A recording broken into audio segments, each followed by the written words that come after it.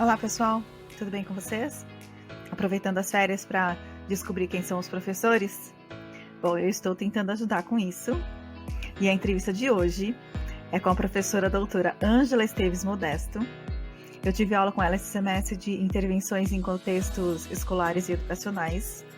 E apesar de não ser uma área de minha preferência, eu amei as aulas, eu amei o material apresentado, eu amei a didática dela e virei muito fã dessa professora. E a gente conversou muito sobre mestrado, doutorado, e eu tenho certeza que vocês vão amar a entrevista. Vamos lá? Olá, pessoal, tudo bem?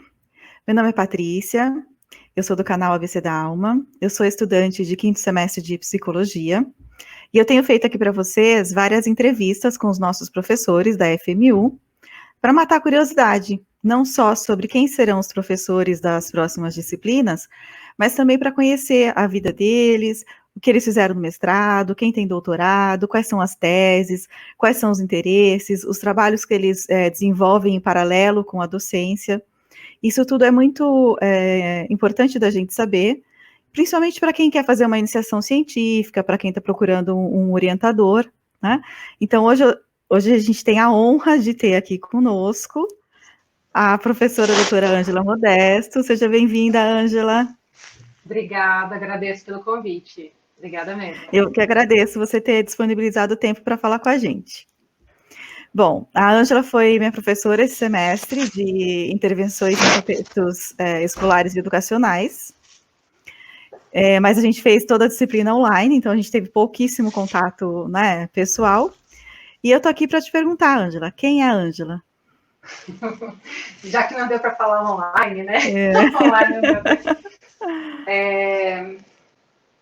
É uma pergunta bem difícil de responder. Eu vou recorrer à minha origem, né, para tentar responder, talvez esteja lá. Eu sou uma pessoa que veio de uma cidade pequena, que chama São Pedro, no interior de São Paulo.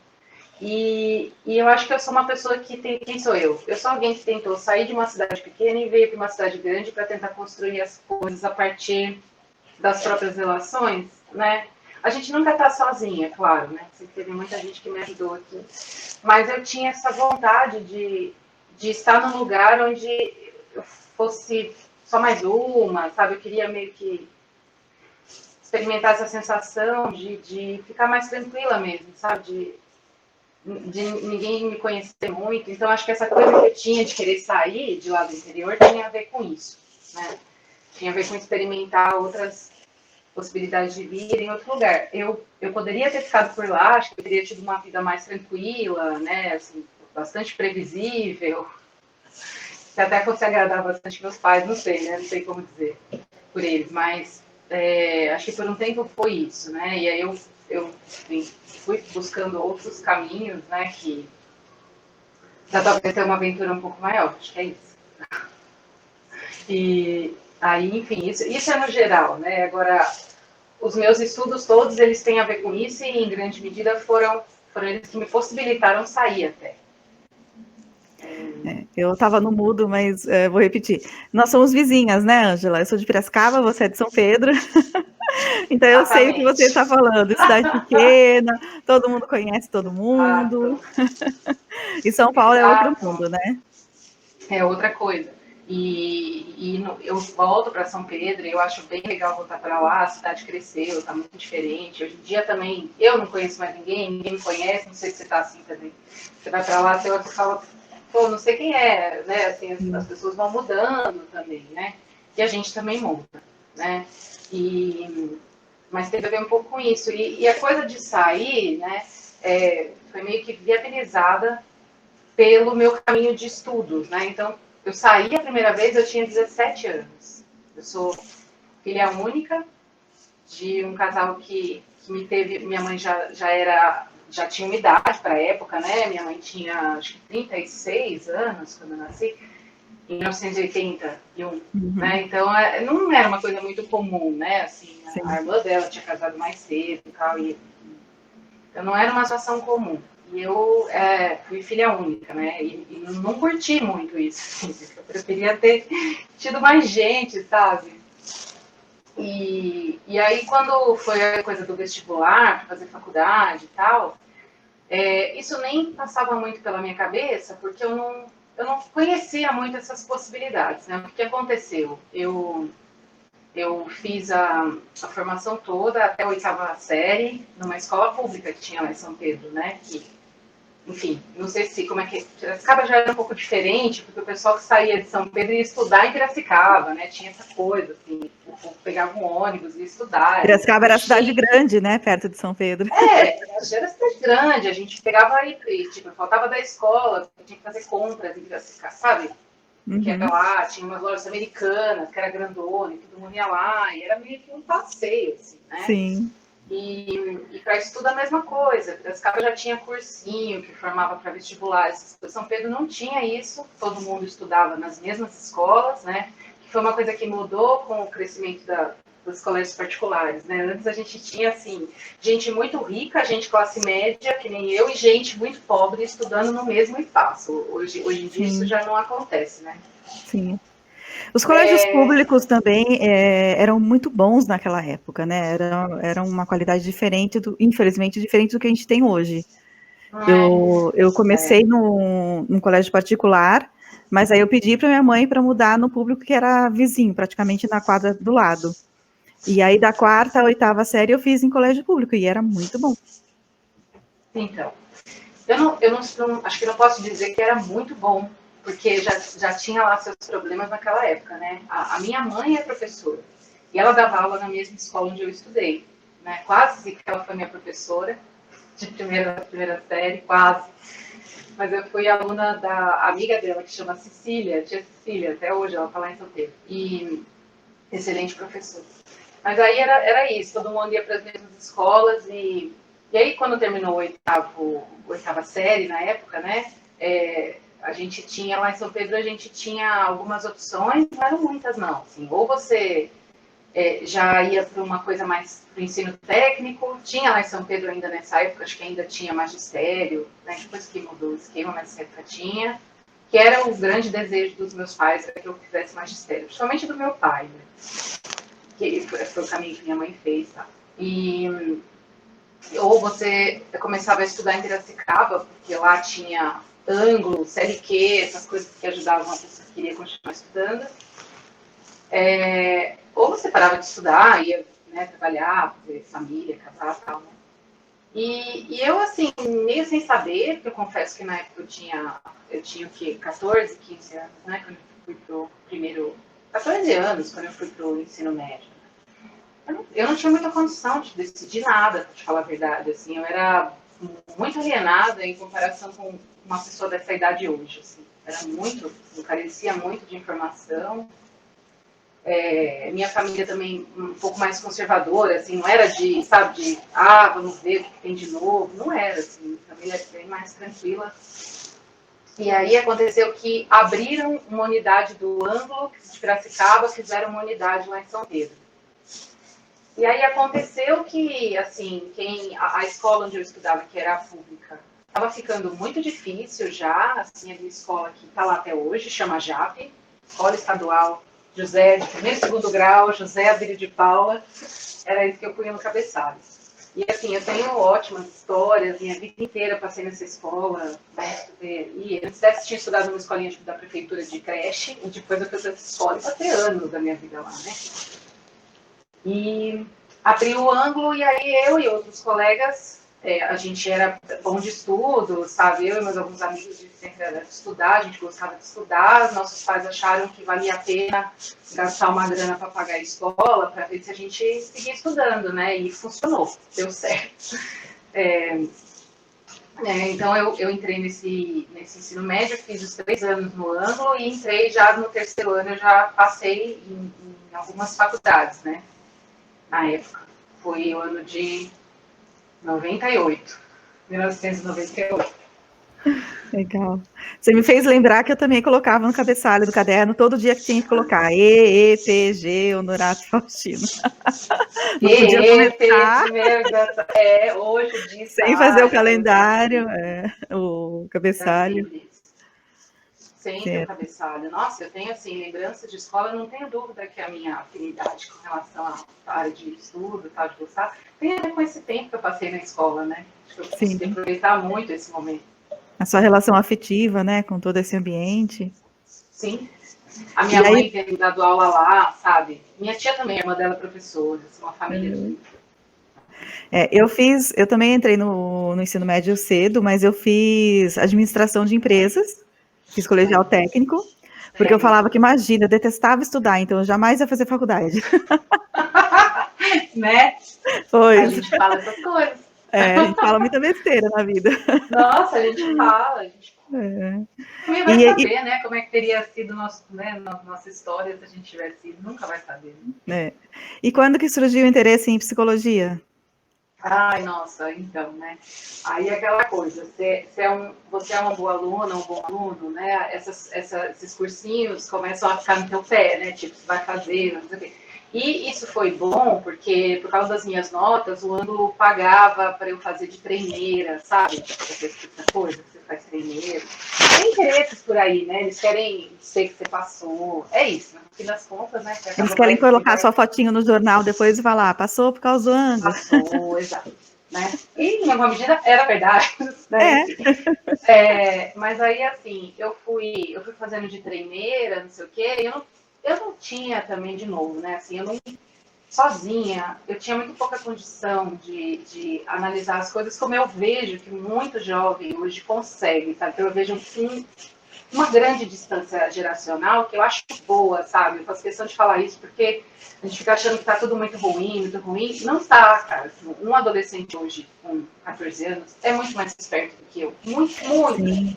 É um nível de consciência muito diferente do que a gente tinha, né? Muito mais acesso à informação, Nossa. muito mais acesso a tudo, ao mundo, né?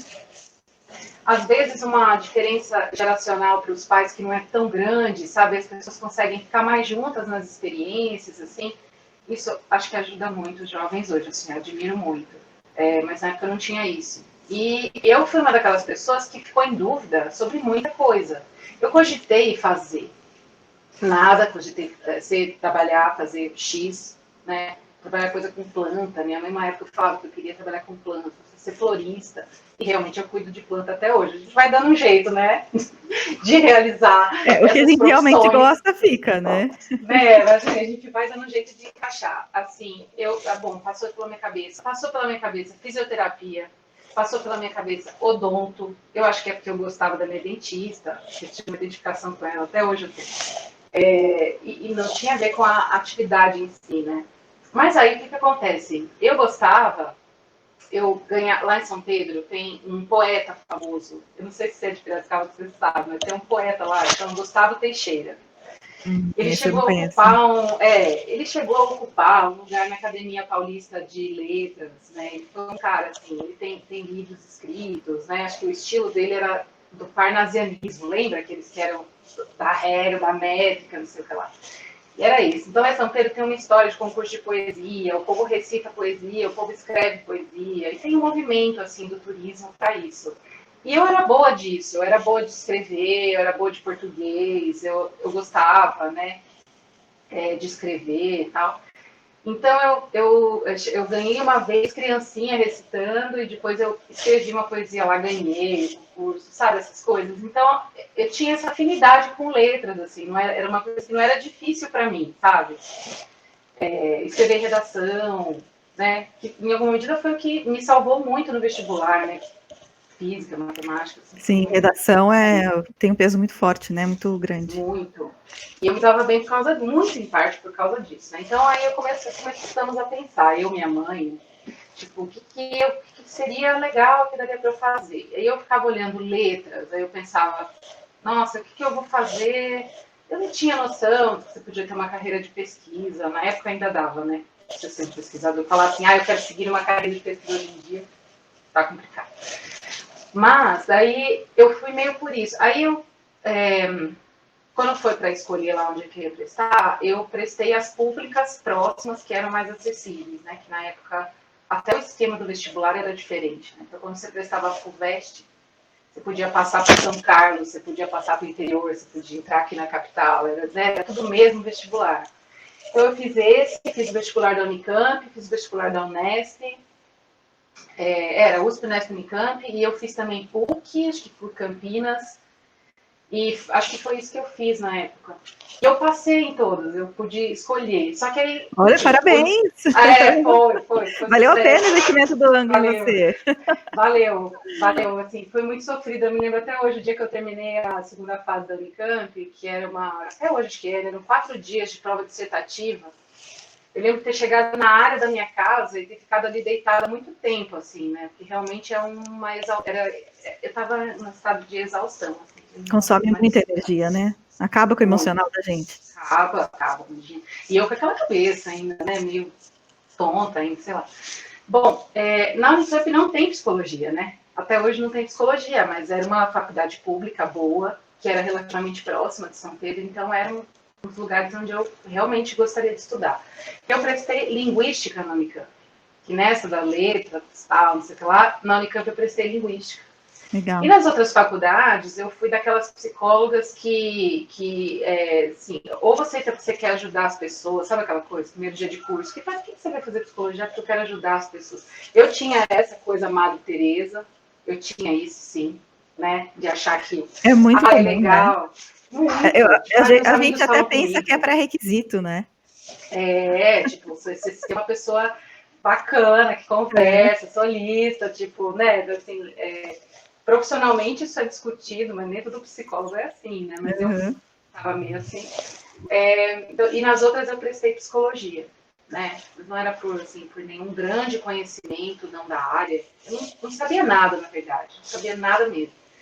O que acontece é que o Ângulo, uma época, chamou uma psicóloga que fez orientação profissional. Ela ofereceu. Ela era tipo a gente, né? É hoje que chega na escola e fala: Oi, tudo bom? Deixa eu fazer aqui uma orientação profissional. E ela foi. Era Karen o nome dela. E ela acho que foi a primeira psicóloga com quem eu tive um contato um pouco mais próximo. E ela era uma pessoa maravilhosa. Né? Assim, o pessoal foi desistindo, no fim das contas, quem ficou nesse grupo de orientação profissional fomos eu e mais uns 3 amigos, que somos amigos até hoje e tal, né? E esse processo foi muito importante, porque eu não aprendi muito sobre a psicologia enquanto estava fazendo orientação profissional, mas eu aprendi um pouco sobre mim, sobre as minhas escolhas e tal, né? Então, acho que. E eu tive um bom contato com uma psicóloga. Acho que isso foi fundamental. Eu tive uma experiência muito positiva com essa psicóloga. Essas experiências são sempre importantes, né? Ajudam a gente se enxergar e se definir, né? Enfim, foi isso, foi essa ótima experiência que eu tive com ela. Eu tenho certeza hoje que foi muito determinante para que eu colocasse lá que era a psicologia que eu queria fazer, né? E acho que foi isso. Aí eu lembro que saiu o primeiro resultado da Unicamp, então eu já fiquei tranquila. Primeiro saiu da PUC, mas a PUC era paga. Ia ser um E trampo, muito assim, bem para paga, pagar, né? sabe? Paga e muito bem paga, né? Na época já era. Olha, na época eu lembro que eu acho que é uma coisa assim. Que a gente até foi lá buscar os 70% que eles devolviam da matrícula. Eu lembro que meu pai me levou e a gente foi lá, porque não era assim qualquer grana, entendeu? Era uma grana já que era grande na época, assim, que ia ser difícil, né, para manter. Então eu dava preferência para as públicas, porque eu sabia que assim meus pais iam ter que me ajudar pelo menos com moradia, mas, né, tá, era melhor do que ter que pagar a faculdade também, né? Então é isso, aí eu estava da PUC, aí saiu da Unicamp, aí eu falei, tudo bem, se nas outras não passar em psicologia, eu vou fazer Unicamp. E no fim saiu das outras, e eu passei em São Carlos, também cheguei a fazer minha matrícula, mas também deixei a vaga para outra pessoa, porque aí saiu da Unesp. E eu entrei em lista de espera da Unesp, só que eu cheguei lá em Bauru, e tava uma galera, não sei se você sabe como é que é a lista de espera, mas lá na Unesp ficava uma fila, assim, de uma galera que queria as vagas, né? E foram várias listas que saíram. E aí eu já gostei, sabe? Já foi numa sala de aula. Eu lembro que eu entrei, uma galera que estava querendo ali entrou e todo mundo já se conversando. Eu falei, é aqui que eu quero ficar, não quero sair daqui, né? E coincidentemente já tinha uma menina que tinha se formado em violão popular comigo. Que isso. Foi o meu primeiro trabalho esse. Eu tinha uns 13 anos quando eu terminei um curso de violão popular e eu comecei a dar aula para crianças pequenas na escola de música lá em São Pedro. Olha que legal. eu afinava o violão e tal, dava umas aulas. Então, essa menina tinha feito aula comigo e ela tinha passado em biologia na Unesp, estava lá. Eu falei, pô, ainda tem uma casa, né? Já tem alguém aqui, não estou chegando no lugar do nada. E aí eu resolvi ficar em Bauru. Então, esse movimento eu já queria sair, né? Eu brinco hoje que assim, qual foi o seu critério para escolher? Eu falei, eu escolhi o mais longe. Era o mais longe. Esse era o critério, entendeu? Eu queria sair, eu queria construir uma vida minha, assim, né? Ilusão, né? Você nunca tá sozinho, mas enfim, eu gostei de ter feito isso, foi bom. Faz parte, né? É um ritual de passagem que a gente precisa Isso, passar por ele, né? É muito exato, crescimento, amadurecimento, né? Sair da barra da exatamente. saia, sair da casa dos Pois pais. é, pois é, e assim, hoje eu conto isso, eu vejo, né, vários pais, já vi sofrendo porque os filhos saem de casa, né, e realmente isso é difícil, é um momento difícil. Mas eu vou te falar que meus pais foram incríveis, eles não me deixaram perceber que se houve algum sofrimento ali, enfim, eles não deixaram que chegasse até mim, sabe? Sempre me encorajaram, pelo contrário, se eu Não sair, teve sair de o casa, síndrome do ninho vazio na casa dos seus pais. não que eu saiba, não que eu tenha ficado sabendo. Com certeza teve, né? Enfim, eu estava lá, né? Era a única filha. Certamente ficou um vazio, assim como ficou um vazio deles para mim, né? Mas enfim, a partir disso é que a gente conseguiu construir outras coisas, né? E ficou assim. E aí eu passei esses anos todos na Unesp em Bauru e foi ótimo, assim, uma faculdade incrível. É o maior dos campi da Unesp, né? É a Unesp de Bauru, que tem a maior variedade de cursos. Tem tudo quanto é curso lá. São 3 áreas: tem de exatas, biológicas, tem as humanas. Então E acaba ficando um ambiente rico. a psicologia da Unesp, ela é mais forte em alguma linha específica? Ou ela abrange tudo? Como que é? Na época, hoje o currículo mudou, eu acho que ela tá, pelo que eu pesquisei até no meu doutorado, eu dei uma olhada nos currículos, né? E ela tem ênfases bastante distribuídas. Hoje eu acho que não dá para dizer que você tem uma ênfase, né? Mas na época em que eu estudei, acho que dá para dizer sim. Assim, eu fui bombardeada de psicologia experimental no primeiro ano, sofri, viu? Sofri. Escrevi, eu que achava que era boa de escrita, escrever relatório vinha tudo errado, tudo errado. Eu fiquei mal, É chorei. Olha mesmo? que imatura, chorei por causa de nota, por Uhum. causa de uma nota de um relatório de psicologia experimental, dos ratinhos na gaiola, né? Eu tive rato ainda, não era o programa, não era rato, e aí a gente tinha que fazer o experimento, e era um professor extremamente exigente, né? Ele hoje é professor ainda, todo mundo conhece ele, chama Marcos Bentes, aquelas que já dá o nome, né? Já expõe a pessoa. Mas eu falo porque depois até a gente se aproximou. Ele me deu umas fitas cassetes gravadas que eu tenho até hoje, com umas bandas, Oh. porque acho que ele, sei lá, né? Olha aí eu interpretando, né? Acho que ele ficou sensibilizado. Sei lá por quê, né? Mas assim, eu fiquei Mas muito você chorou revoltada. na frente dele ou você chorou na sua casa depois? Chorei na frente dele, Ai, que desesperada. legal. Nossa, não, eu e a minha amiga, que era a minha dupla do rato, era a Ellen. E a Ellen deve ter achado aquilo muito bizarro da minha parte. E foi bizarro mesmo, porque eu fiquei indignada, porque ele corrigiu o relatório e ele não dava um feedback, tipo, olha, tá ruim, mas você faz assim. Não tinha. Esse faz assim era justamente a autonomia universitária que eu não tinha, né? Exatamente. Então, como é que Foi eu o ia primeiro arrumar ano, isso? Primeiro semestre, acham. primeiro semestre. Você E veio aí, do ano assim, onde você era ali, né, até, de certa forma, protegida, e aí te joga no mundo. nossa senhora, mas assim, apanhei muito e assim, aquilo que eu sabia, que eu achava que eu era, eu sou boa de escrever, tipo, não era suficiente para aquilo que estava sendo pedido, né? Nem era aquilo que estava sendo pedido. E eu lembro fiquei muito nervosa, assim, né? E dei uma chorada ali na frente do cara. Depois eu falei, meu, passou, minha amiga me ajudou, sabe? Superei a coisa. Nem era porque eu tinha ido tão mal assim, mas era porque eu tava indignada com aquilo e tal. Depois a gente vai aprendendo, né? Tomando na cabeça, e aí a gente vai Faz parte. aprendendo a não fazer isso, né? Ou enfim, adotar outras estratégias, né? Que realmente chorar não era o que ia resolver. E E aí foi isso. Então, você me perguntou da ênfase. O primeiro ano foi isso, foi muito behaviorismo logo de cara.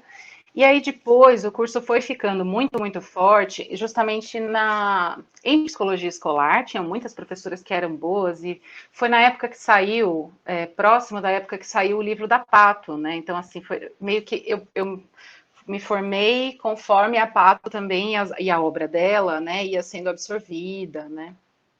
Eu entrei em 99, ela lançou o do fracasso escolar, Histórias de Submissão e Rebeldia, acho que a data daquele livro é por aí, assim. Então, a comunidade acadêmica estava absorvendo essa obra da Pato e o jeito de escrever dela, então isso foi muito marcante, né? Hoje ela é um clássico, né? Todo mundo lê, mas na época ela estava meio que, o pessoal ainda estava aprendendo a lidar com a obra dela, assim. Então, isso foi muito forte na minha formação. E a Unesp de Bauru tinha um viés que era muito da psicologia sócio-histórica, né, que a PUC deu o nome de sócio-histórica, né, acho que foi a PUC que deu esse nome, mas na época a gente chamava de materialismo histórico dialético, era esse o referencial teórico, que eu acho que eu posso dizer que era predominante, assim, ali no departamento, né.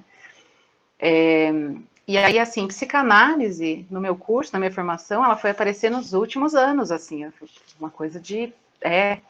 A gente teve em outros momentos, mas uma coisa muito pincelada, assim, forte mesmo, Mas você era acha essa que nessa psicologia mais época, crítica. todas as faculdades eram assim?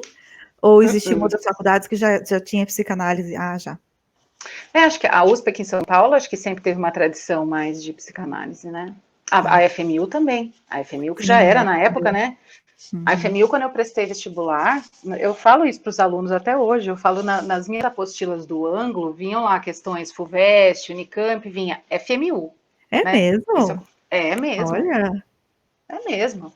Tipo, a FMU era uma faculdade renomadíssima, assim, chegava pra gente lá, tipo, assim, olha, tem uma faculdade lá em São Paulo, que é muito boa. Tinha aquela OSEC, que eram todos por aqui, né?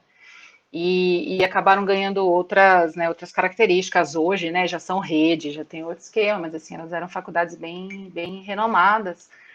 E até onde eu sei, a psicanálise sempre foi mais forte na FMU, né? Sim, Mas também ouço isso. né? Na minha formação, não. Mas assim, olha que coisa interessante, né? Quando eu terminei, nos últimos anos, eu já fui fazendo, eu estava num projeto de extensão que era de psicanálise, né?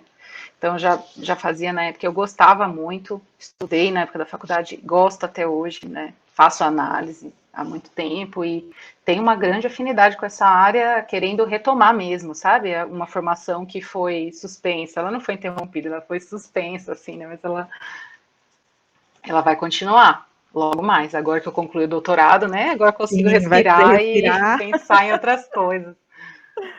Legal. E você fez o mestrado onde e quando? Eu comecei o mestrado em 2009, não, 10, Foi 11, 12, bastante não, tempo. mentira, 2010. Você se formou na Em faculdade? 2003. 2003. Aí você esperou um tempo para fazer o mestrado. Na verdade, eu não achava que ia fazer mestrado, né? Eu não saí da faculdade com essa vontade. Tive algumas Hum, amigas que já entraram direto. Eu não, eu queria trabalhar, né? Eu gostava eu queria mesmo pôr a mão na massa, trabalhar primeiro. Eu falava assim na época, não, eu quero trabalhar com alguma coisa, porque depois se eu for pesquisar, vai ser uma coisa que eu queira mesmo saber. E eu acabei fazendo isso mesmo. Isso deu certo, de algum jeito, né? Eu terminei a graduação em 2003, eu voltei para São Pedro, eu ainda continuei acompanhando esse projeto de extensão que tinha lá, que era de psicanálise. Eu ia para Bauru uma vez por semana e voltei para São Pedro, fiquei uns 6 meses assim. Foi muito angustiante. Eu já não era mais a mesma, meus pais já não eram mais os mesmos, e a gente tentando conviver não sendo mais os mesmos, né? Enfim, muito conflito. Fora que muito pouca possibilidade de trabalhar em São Pedro, né? Ainda mais com psicologia, né? Tentei, Ainda né? tinha, você sentia preconceito lá ou simplesmente não tinha campo? O que você entende?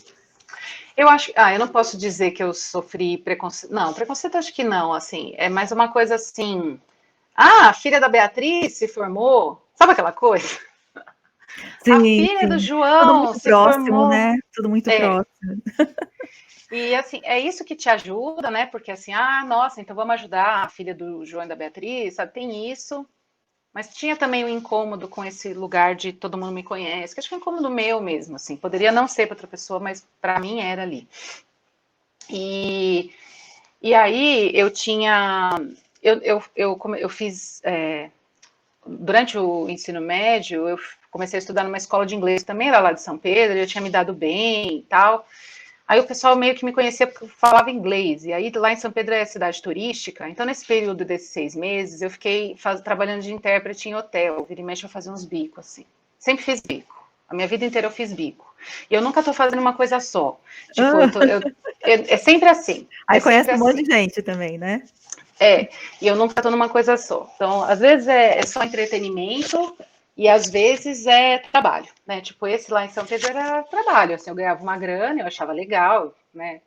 Algumas vezes eu fiz isso, assim, tinha evento lá, o povo faz evento grande, eu ia lá para traduzir, o pessoal da recepção, essas coisas. Mas eram bicos, né? Aí eu comecei a vir para São Paulo. E isso tem a ver com o mestrado. Eu comecei a vir para cá, eu vim para um congresso, vim trazer um trabalho da graduação para apresentar aqui num congresso. Eu já tinha amigos morando aqui. E aí, tipo, eu saí, fui passear, eu falei, puta, que legal, quero ficar, né? Quero mais voltar para São Pedro, quero ficar aqui. E aí também é isso. E aí, como é que ia ficar aqui? Comecei ficando na casa de uma prima. Ela morava ali por perto da Augusta, e eu fui meio que distribuindo uns currículos com, tipo assim, dei aula de violão para criança, sabe? Um currículo desse, assim, né? E aí eu comecei a trabalhar no estúdio de tatuagem e piercing, olha isso, na Augusta. Meu Deus do céu! O que você não Foi, fez, né, Ângela? não sei. Não sei.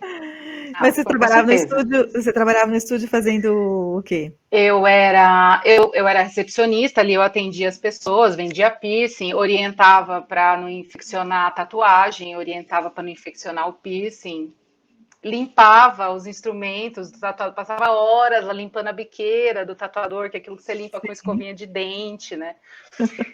E assim, isso eu podia ficar, e isso foi legal porque eu podia ficar pensando em muita coisa, sabe? Eu achei um trabalho super legal. Fora que eu tive carteira assinada, meu primeiro registro em carteira é esse, É mesmo? né? Juro, auxiliar geral, e era lá no estúdio de tatuagem, e era a Lisandra e o Alessandro, eram os meus chefes, e a Uhum. Lisandra que super controlada nas finanças, assim, certinho, nossa, eu fui super certinho, assim, sabe, funcionária e tal. E aí eu comecei a puxar um curso ali, outro aqui, curso de extensão, fiz uma coisinha ou outra na PUC, ainda ligada mais à psicanálise. Aí eu sei que teve um ano, eu já não sei mais que ano era esse, era 2004, 2005. Eu cheguei a prestar para fazer o mestrado nessa época, logo que eu cheguei aqui em São Paulo, na PUC. E eu passei, mas de novo, era caríssimo e eu não fui, porque era num programa deles lá que existe até hoje, que era comunicação e semiótica. E o projeto que eu apresentei era sobre música e psicanálise. Veja só. Uau! É, Uau! É que você gosta de música, você tinha formação em música, né?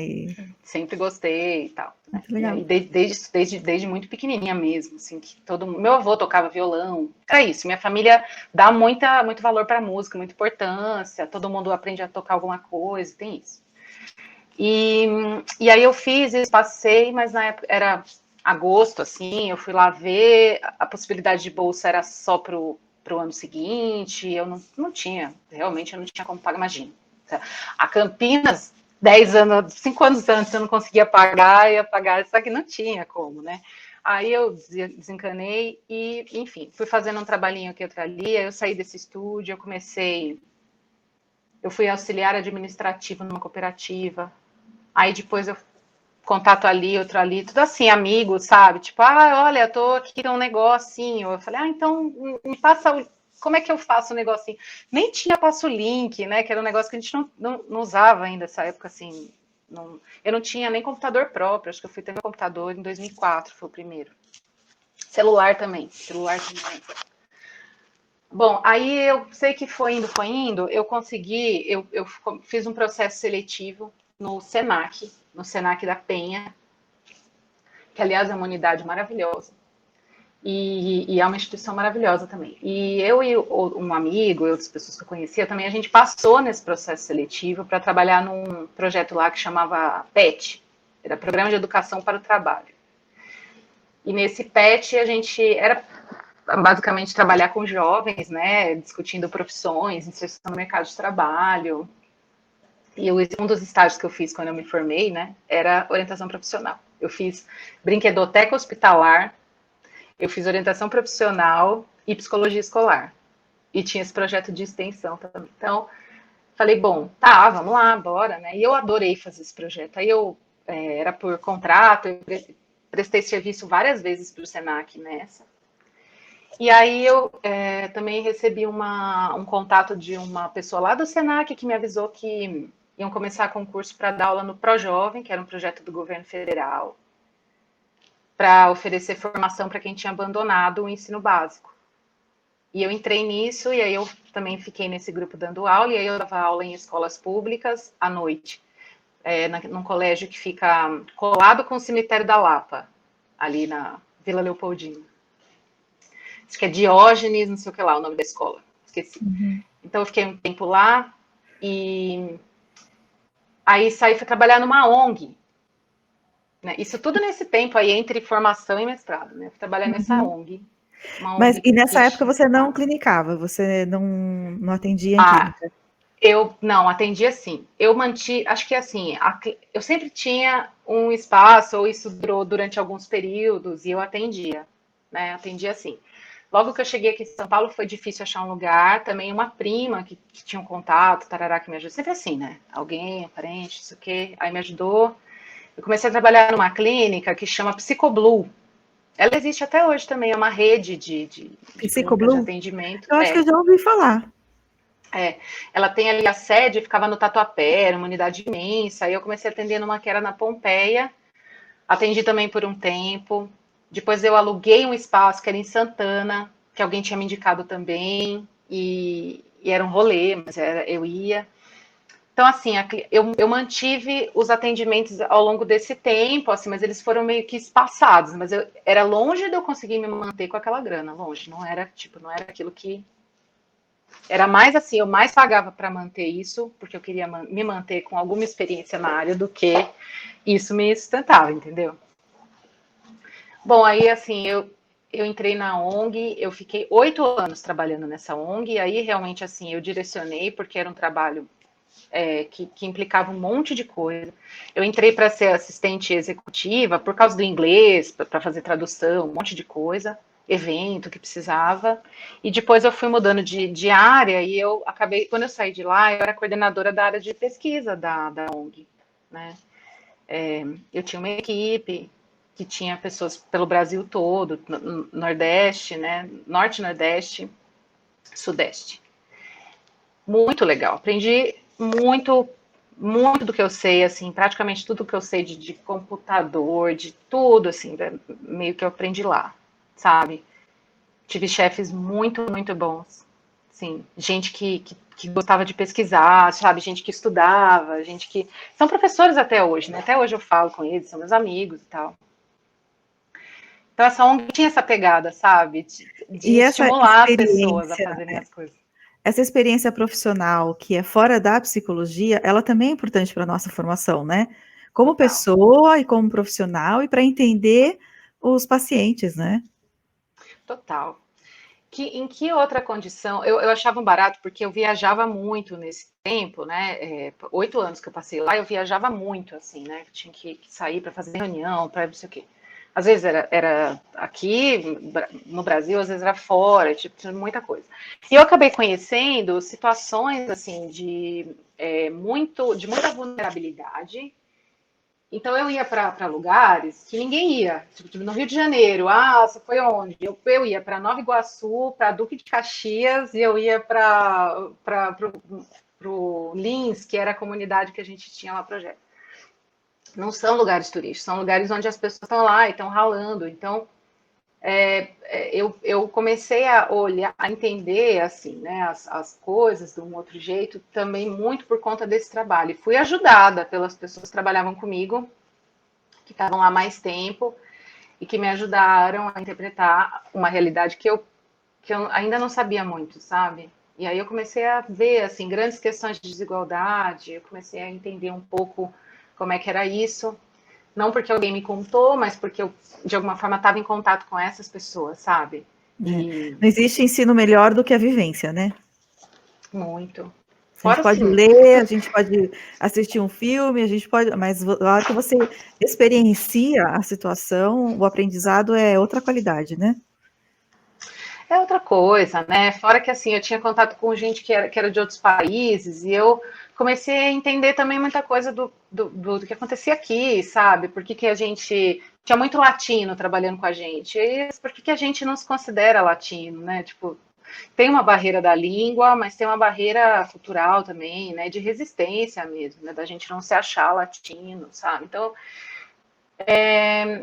eu aprendi muito com essa experiência toda, sabe? Indo para lugares assim que ninguém ia, eu acabei aprendendo muito. Conheci também um monte de. Eu não teria ido para esse tanto de lugares que eu fui se não fosse pela ONG, sabe? Então, sou muito grata mesmo. E, e também tinha um trabalho de formação dos grupos comunitários, né? Que já era de alguma forma uma possibilidade de eu desenvolver uma habilidade de dar aula, assim, né? Que era uma coisa que eu gostava já de fazer. E foi numa das tarefas que eu estava fazendo para essa ONG que eu entrei no mestrado. Eu estava trabalhando a ONG era parceira de um centro de atendimento, chamava Centro de Referência da Mulher. Ficava ali na 25 de março, próximo do Terminal Parque Dom Pedro, e atendia a região ali, a população, que era do centro expandido. E eram mulheres em situação de vulnerabilidade, às vezes violentadas de várias formas, né? Em geral violentadas, às vezes física, psicológica e tal. E eu e outras duas psicólogas que são minhas amigas e irmãs até hoje, assim, a gente atendia as mulheres nesse lugar. Eu também tinha uma coisa de fazer uma ponte com a ONG e tal, e aí eu falei, eu comecei a acompanhar as atividades desse centro, né? Aí tinha umas oficinas lá para as mulheres, e era para as mulheres se fortalecerem, né? Sabe essa coisa? Tipo, a mulher vai lá, faz oficina. Empoderamento, Isso, eu queria autoconfiança. isso. Você vai, ou assim, também ensinar uma habilidade para a mulher, para ela poder, sabe, ela aprende a abordar alguma coisa, porque ela pode vender aquilo e ela pode de alguma forma ter uma renda própria, né? E aí eu comecei a olhar aquilo, né? E um dia eu comecei a ver algumas situações assim, né? Em que as mulheres estavam partilhando ali muita coisa e nem sempre aquilo era conduzido de uma forma terapêutica. Não sei se eu posso falar isso, né? Porque quem estava conduzindo era uma pessoa que, enfim, não era terapeuta, né? Mas eu comecei a me perguntar sobre a efetividade dessas ações na redução da violência de gênero. Era isso que me interessava de cara, assim, tipo, essas atividades elas realmente têm impacto significativo na redução da violência, né? Ou não? Ou elas reforçam alguns aspectos e tal? Essa era a minha pergunta inicial, que não dá para ser respondida, né? O que faz uma mulher, o que faz uma violência cessar? Sei Exato. lá. O traficante do bairro que ameaçou o marido, o fato dela receber um salário, o fato de o filho ter nascido, X, a gente nunca vai saber, né? Uhum. Mas o que dava para saber era o que estava sendo partilhado naquelas atividades. Era isso que eu queria saber. Então, eu escrevi uma proposta de um projeto de pesquisa. Eu não tinha pensado inicialmente em submeter à faculdade de educação, mas eu fui alertada pelo Ari, que é meu amigo, estudou comigo em São Pedro desde o sexto, sétimo ano. E ele já estava ali na faculdade de educação, né? Ele falou assim, ó, e ele é turismólogo, né? Ele fez turismo, e ele falava, eu sou um estranho lá, porque eu sou o único de turismo que pesquisa educação para o turismo. Ele falou, a FEUSP é muito aberta, ele falou, aqui é maravilhoso, é o maior programa da América Latina, acho, né? E aí tem muita gente aqui, o pessoal pesquisa várias coisas. E eu fui olhar as linhas lá que tinha para se inscrever e realmente cabia, né? Que a minha ideia era justamente discutir uma educação, né, uma atividade de educação ligada a gênero e tal, né? Então, Aí eu fui lá, totalmente desconhecida, prestar o mestrado lá na educação. Absolutamente desconhecida. Eu não falei com ninguém, não assisti aula nenhuma, não sabia de E aí nada. quando você fala que foi prestar, você tem que prestar fazer uma prova, é isso? Você Tem submete várias o fases lá. projeto, quais são essas Isso. fases? Você submete lá na FEUSP, agora pode ser que tenha mudado, mas na época eu fiz a minha inscrição, eu já tinha que levar o projeto, tinha que ir lá pessoalmente, entregar, você entregava uma documentação e você tinha que entregar um projeto. Só que esse projeto, ele é requisito para você se inscrever, mas ele só vai ser avaliado se você passar por outras fases antes, né? É a mesma coisa na psicologia. Eu esqueci de falar, mas acho bom de falar também, porque às vezes tem gente que não tenta porque, né? Ó, eu prestei esse na PUC, passei, não fui fazer. Eu prestei em 2004 o mestrado na USP também, não passei. Teve isso, né? Passei, fiz a prova, acho que passei no inglês, e depois não passei na prova específica, tá?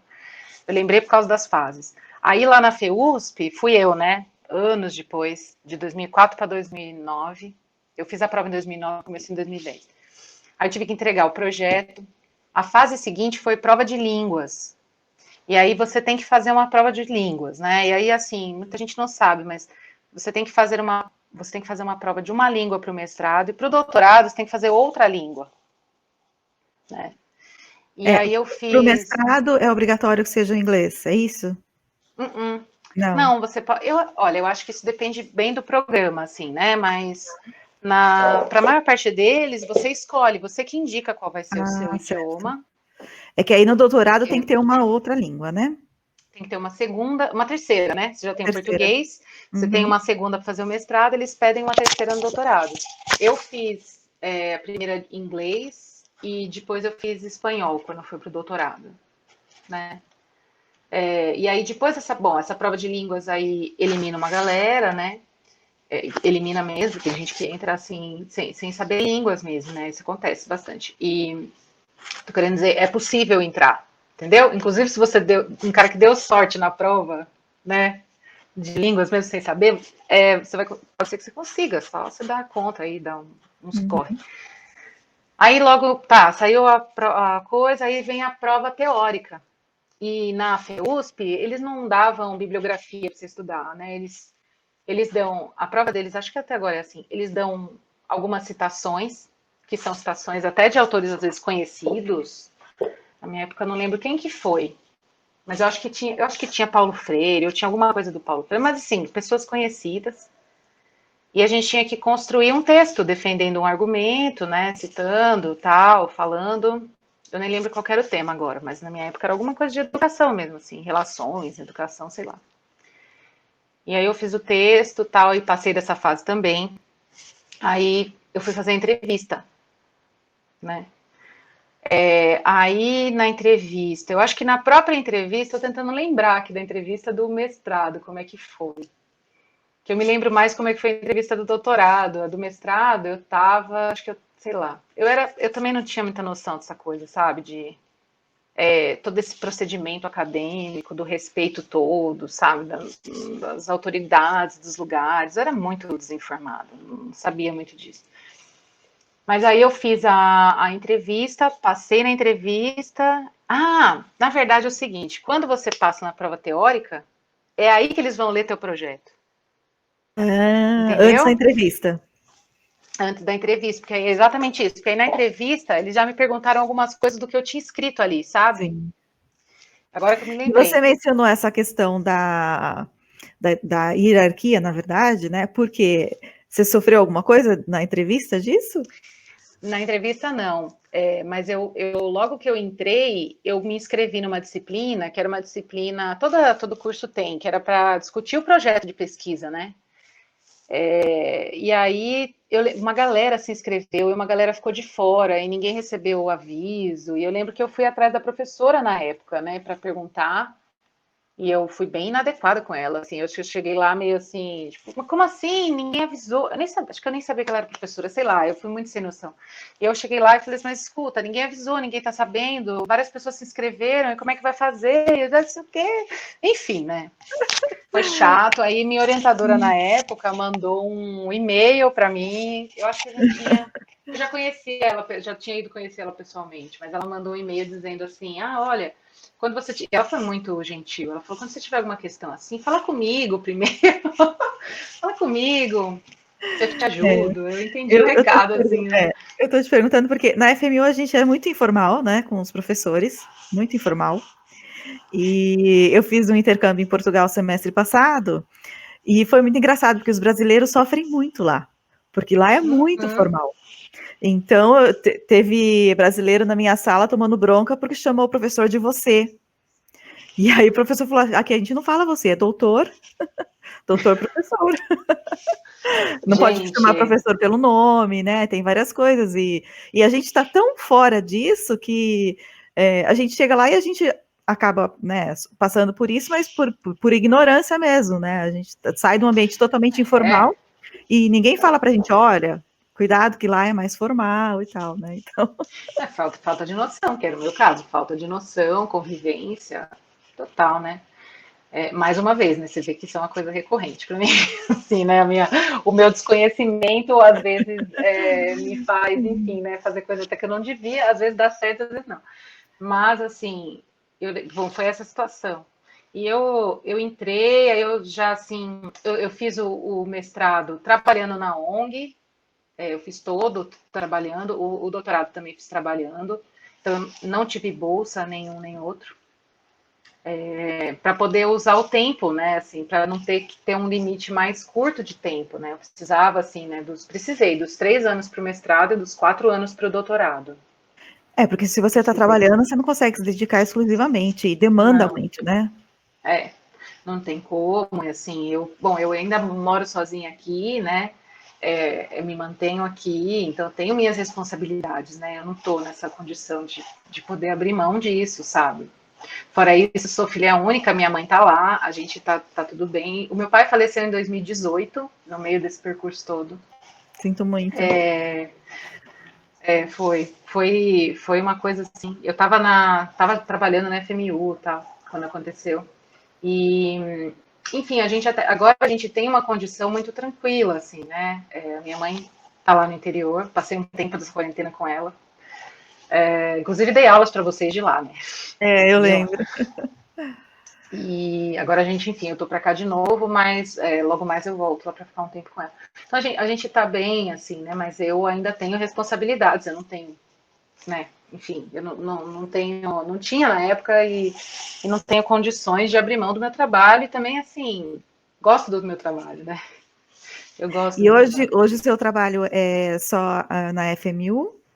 Você também Uhum. atende clínica? Como que tá a tua rotina? Não, eu fiquei, deixa eu ver, até quando eu atendi em clínica, eu acho que eu atendi até 2018, eu acho que eu ainda estava atendendo. Eu organizei um espaço aqui na minha casa mesmo, eu separei um canto, fiz um consultóriozinho, porque também não tinha muitos pacientes, eu não queria gastar para isso, tendo espaço aqui, né? Aí eu conversei com algumas pessoas, porque eu não achava isso muito certo, né? Achei que estava meio Olha, eu esquisito, acho que cada vez né? mais acontece isso. Cada Cada vez vez mais, né? mais, porque o custo de locação, por mais que a gente tenha espaços compartilhados, eu vejo muito isso, inviabiliza, né? Uhum. Porque É aí muito não é só caro. o espaço que você paga, é o seu tempo para se deslocar até lá, é o combustível, é o estacionamento, daqui a pouco você paga para trabalhar, então tá cada vez É, mais comum. pois é.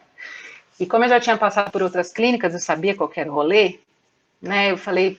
E além de saber qual era o rolê, eu não era a pessoa do rolê, vou fazer clínica porque é isso, eu quero fazer isso, porque aí, pô, a pessoa vai sucesso, né? Assim, ela cresce pra caramba.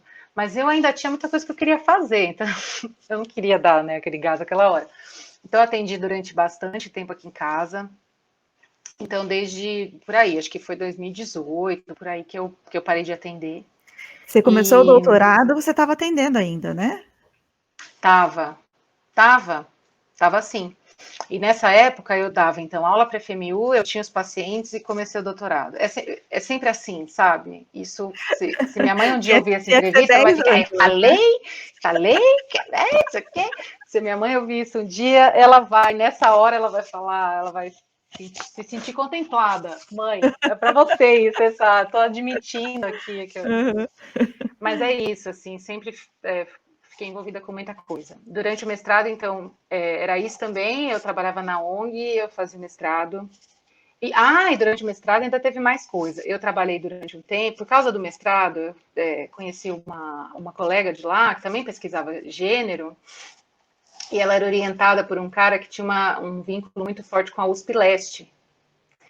E a USP Leste tem vários cursos lá, né? Eles têm um esquema de funcionamento diferente, assim, né? E tinha um curso lá que era de especialização para professores, né? E era um curso semipresencial. E eu fui tutora desse curso, então acho que durante um ano, um pouco, acho que mais um pouco. Eu saí porque realmente não dei conta de fazer tudo, já foi indo para os finalmente do mestrado, sabe? Mas foi a minha primeira experiência de ensino metade à distância, sabe? Foi naquela época já, acho que era 2012, por aí. A sua tese de mestrado foi sobre a violência lá contra as mulheres, não é isso? Eu investiguei concepções de gênero presentes num centro de atendimento e atenção à saúde da mulher. Que eu não fiz a pesquisa no centro onde eu trabalhava, eu fui num lugar que chama Casa Ser Dorinha, que é um lugar que fica na cidade de Tiradentes, que Certo. atende mulheres e tal. Eu fui fazer lá a pesquisa. E aí, para o doutorado, você seguiu na mesma linha ou já foi na questão da educação? Para o doutorado, eu me voltei um pouco mais para o espaço tradicional, que é uma escola, né? Enfim, eu fui pesquisar ensino superior, mas também, o meu tema de doutorado, quando eu terminei o mestrado, as pessoas falavam, mas não vai fazer doutorado? Também, tentei na época, mas era um projeto muito chumbrega também, não foi aprovado, ainda teve isso. Então eu fui reprovada 2 vezes, numa no mestrado e outra no doutorado. Uhum. É bom falar isso para o povo Vou tentar, né? falar Que a gente isso tem que tentar, porque todo mundo né? passa Tem que por isso, tentar. né? Não pode desistir. Nossa, e vários tocos, né? Enfim, é normal. Aí bom, eu fui, comecei a dar aula. Quando terminou o mestrado, né? Eu falei assim, bom, acho que eu não lembro quem foi que me falou assim, mas e aí, você não vai começar a dar aula? Você não quer? Acho que foi o Nabil, que é meu amigo, que era professor da Uninove até essa última demissão em massa que teve aí. E aí o Nabil falou, acho que ele estava dando aula lá há algum tempo, ele falou, não, você tem que vir, é muito legal, não sei o quê. Eu falei, mas eu só tenho mestrado, será? Que negócio é esse? Bom, aí ele também me indicou, eu mandei o currículo lá para a Uninove. Aí esse ano foi o ano de 2014. Acho que foi o ano mais louco da minha vida mesmo, em termos dessa coisa dos trabalhos, porque eu estava na ONG, 40 horas. A ONG na época, 40 2014, né? horas na ONG? 40 horas. Tinha essa flexibilidade, eu trabalhava bastante em casa, né? Por isso conseguia também atender aqui. Eu trabalhava muito em casa, mas eu tinha, nossa, era bem puxado, né? Em alguns momentos era muito puxado. Então tinha isso, e aí eu fui chamada para dar aula na Uninove, eu dei aula lá no ano de 2014, né? E eu entrei falando, olha, só que eu não posso pegar muitas horas, aquela história. E acabou que não tive muito querer. Que professor, né, quando entra, aluno já deve perceber isso, né? Quando a gente entra, a gente pega aula sexta-noite, né? A gente pega assim aquelas disciplinas Sexta-noite mais é o difíceis, premiado, né? né? É o Sexta-noite. premiado. É o premiado. E aí, enfim, eu peguei muita hora. Então, aquele semestre, eu tinha, acho que 20 horas na Uninove, eu tinha 40 horas na ONG, né? E eu acho que eu estava atendendo nessa época ainda. Aí eu tive que suspender por um tempo. Eu não lembro se eu estava atendendo ou não me lembro mais. Mas, assim, enfim, E foi um.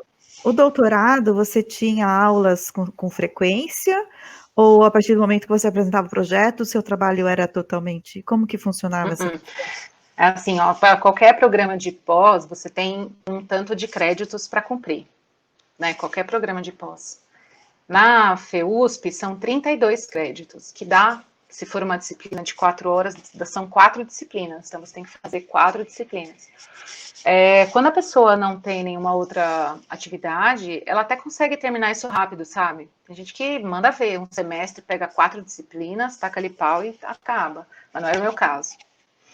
Então eu tive que ir distribuindo tal, mas todo mundo tem que fazer isso, você tem que fazer as disciplinas. Qual é o tempo mínimo que você consegue finalizar um doutorado? Se a pessoa se dedicar só a isso, pode terminar um doutorado em 6 meses? Eu acho que 6 meses não pode. Não, Eu né? não sei as regras, viu? Eu vou te falar que eu desconheço, eu sei que tem um tempo mínimo, sim. Eu vou chutar, vou falar bobeira, acho, viu? Mas acho que será que é 2 anos, 2 anos e meio? Porque o tempo máximo do doutorado são 4 anos, né? Tá. Então acho que muito antes disso a Ah, muito pessoa não tempo, consegue tá. terminar. O Sim. que muita gente faz hoje é fazer aquele doutorado direto. Se você é um pesquisador que já é da pesquisa, você fez iniciação científica, se você já está íntimo desse rolê de como conduzir uma pesquisa, você pode prestar para doutorado direto. Na FEUSP tem essa opção. Você não faz mestrado, você faz doutorado direto. É mesmo? Eu É, achava que o mestrado era pré-requisito para você fazer um doutorado. então, ele na maior parte dos casos ele mas dependendo do seu projeto, dependendo da experiência que você tenha, você pode pleitear para fazer o doutorado direto. O que eu estava falando, acho que era do tempo que você tem que gastar para fazer uma disciplina, assim, porque são 4 horas de aula, mais ou menos 3 horas que você fica ali memória bunda, umas 3 horas, e aí você tem várias tarefas para fazer depois, né? Quando dá, você vai já assim, tipo, você vai fazendo o seu trabalho, seus trabalhos que você faz para as disciplinas, eles vão virando capítulos da tua tese ou da tua dissertação, né? No mestrado eu consegui isso. Eu fiz, no mestrado, inclusive, eu fiz um monte de disciplina depois que eu já tinha cumprido meus créditos. Porque aí apareceu a oportunidade de eu ser monitora de uma professora, e aí eu fui, sabe? Fui aproveitando isso, porque eu sabia que ia me dar a experiência, né? Que ia ser bom. Mas você precisa dar esse gás, assim, são umas 3 horas ali de hora bunda, fora os trabalhos que você vai fazer fora. Então, fazer 4 disciplinas não é tão tranquilo se você é uma pessoa que trabalha, né? Você tem que ter pelo menos assim um por semestre.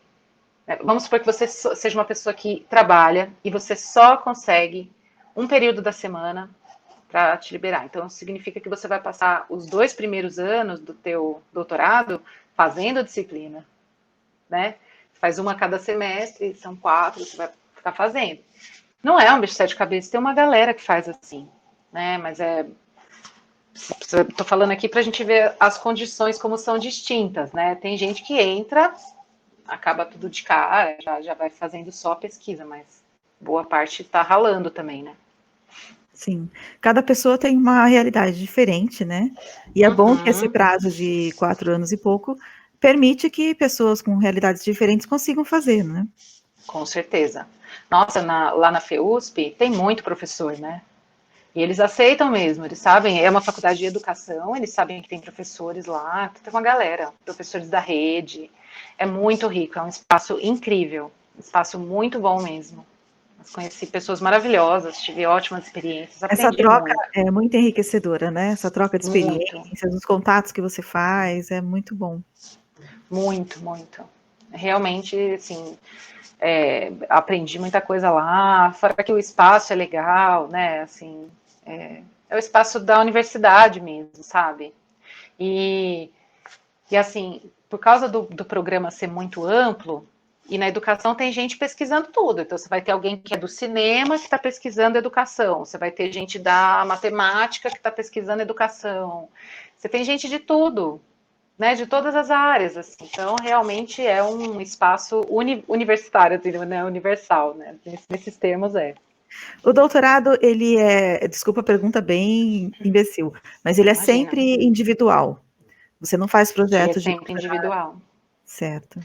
É uma boa pergunta, não é uma pergunta fácil de responder, não. Assim, eu pelo menos nunca vi essa pergunta. Olha, o que você, apesar de ser uma jornada que você faz sozinho, né? E acho que agora, quando eu estava concluindo o doutorado, eu conversei muito isso com muita gente, né? Que não é o ritual da defesa, não sei o quê, isso é estressante demais, né? Mas o que te mostra que você está caminhando meio que sozinho, carregando o teu fardo ali e tal, é assim, são os percalços da escrita, sabe? Você ter que ficar sozinho ali se remoendo, se debatendo com o texto, com os teus dados, assim, você saber que é você que sabe mais daquilo, porque foi você que inventou aquilo.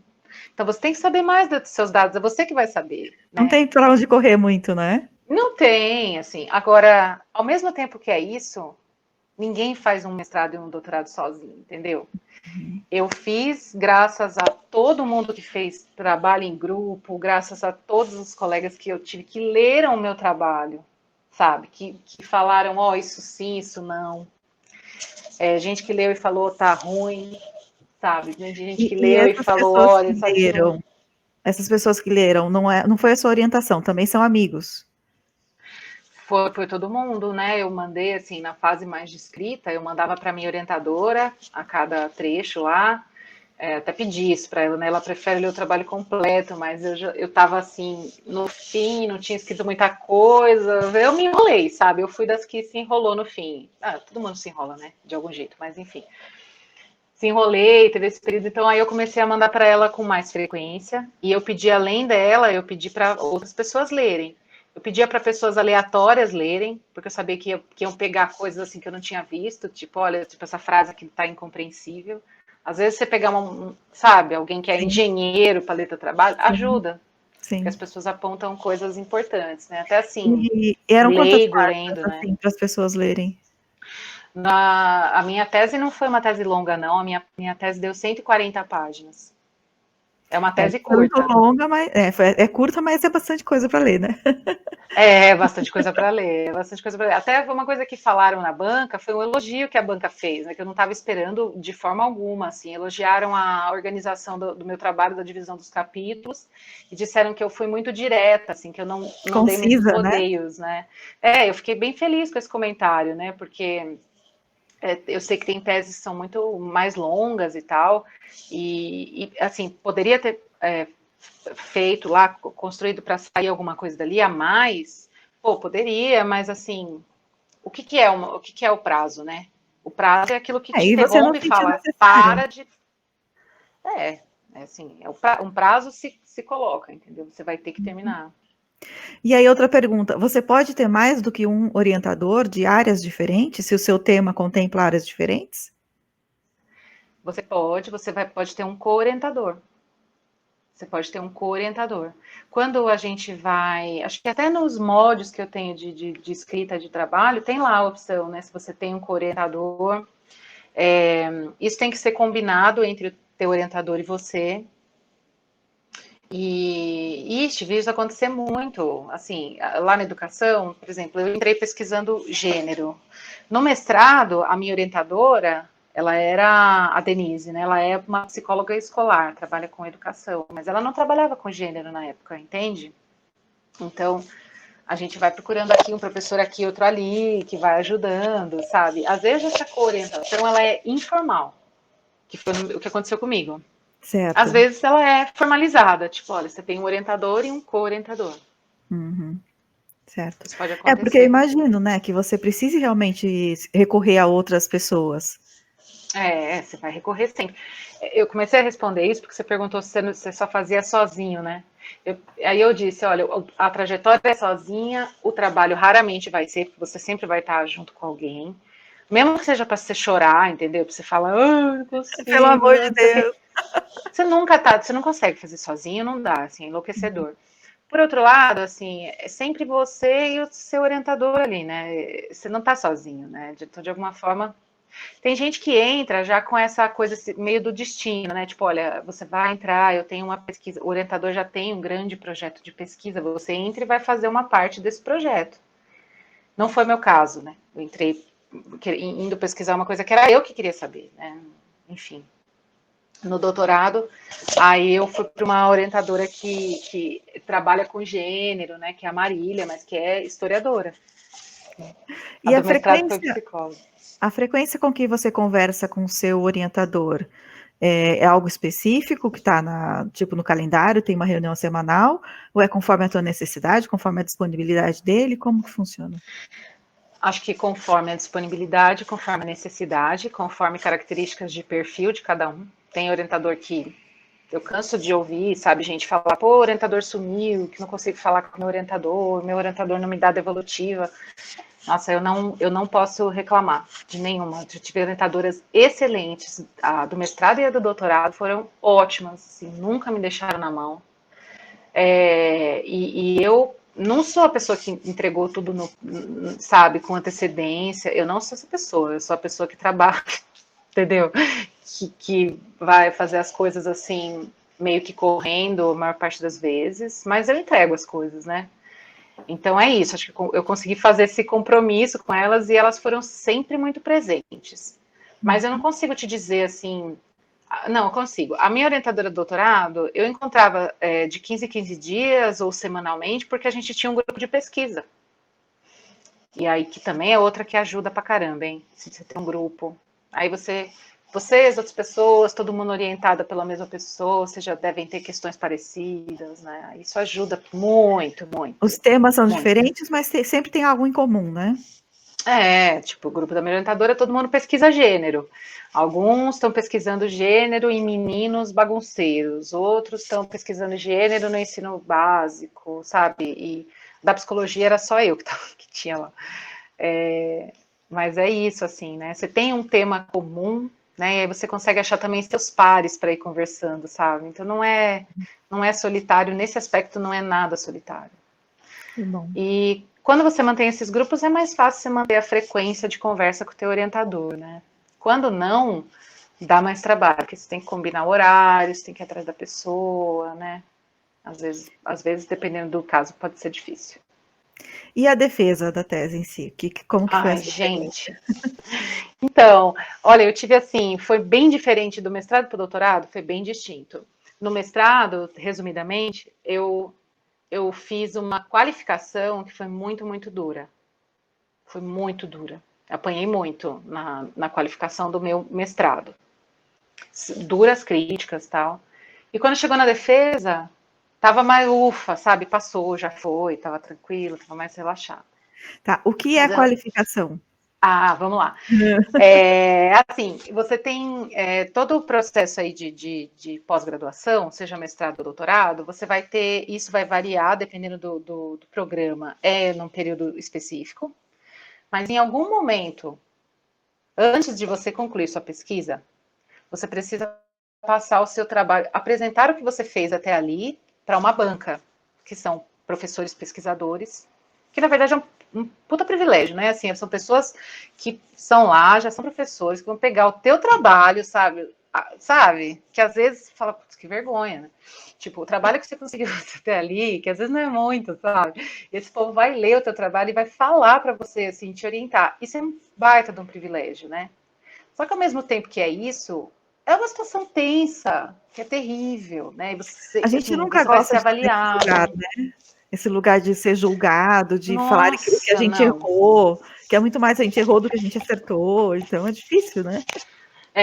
Ou assim, coisas como aconteceu comigo, que assim, me deram, falaram coisas, assim, pressupondo algumas características que tinha lá na pesquisa, mas aquilo se virou meio que um comentário sobre mim, nossa, foi bem traumático, assim, aí, mas tudo bem, foi ok, respirei na hora lá, eu tenho até gravação disso, eu consegui escutar uma vez só depois que passou, nunca mais.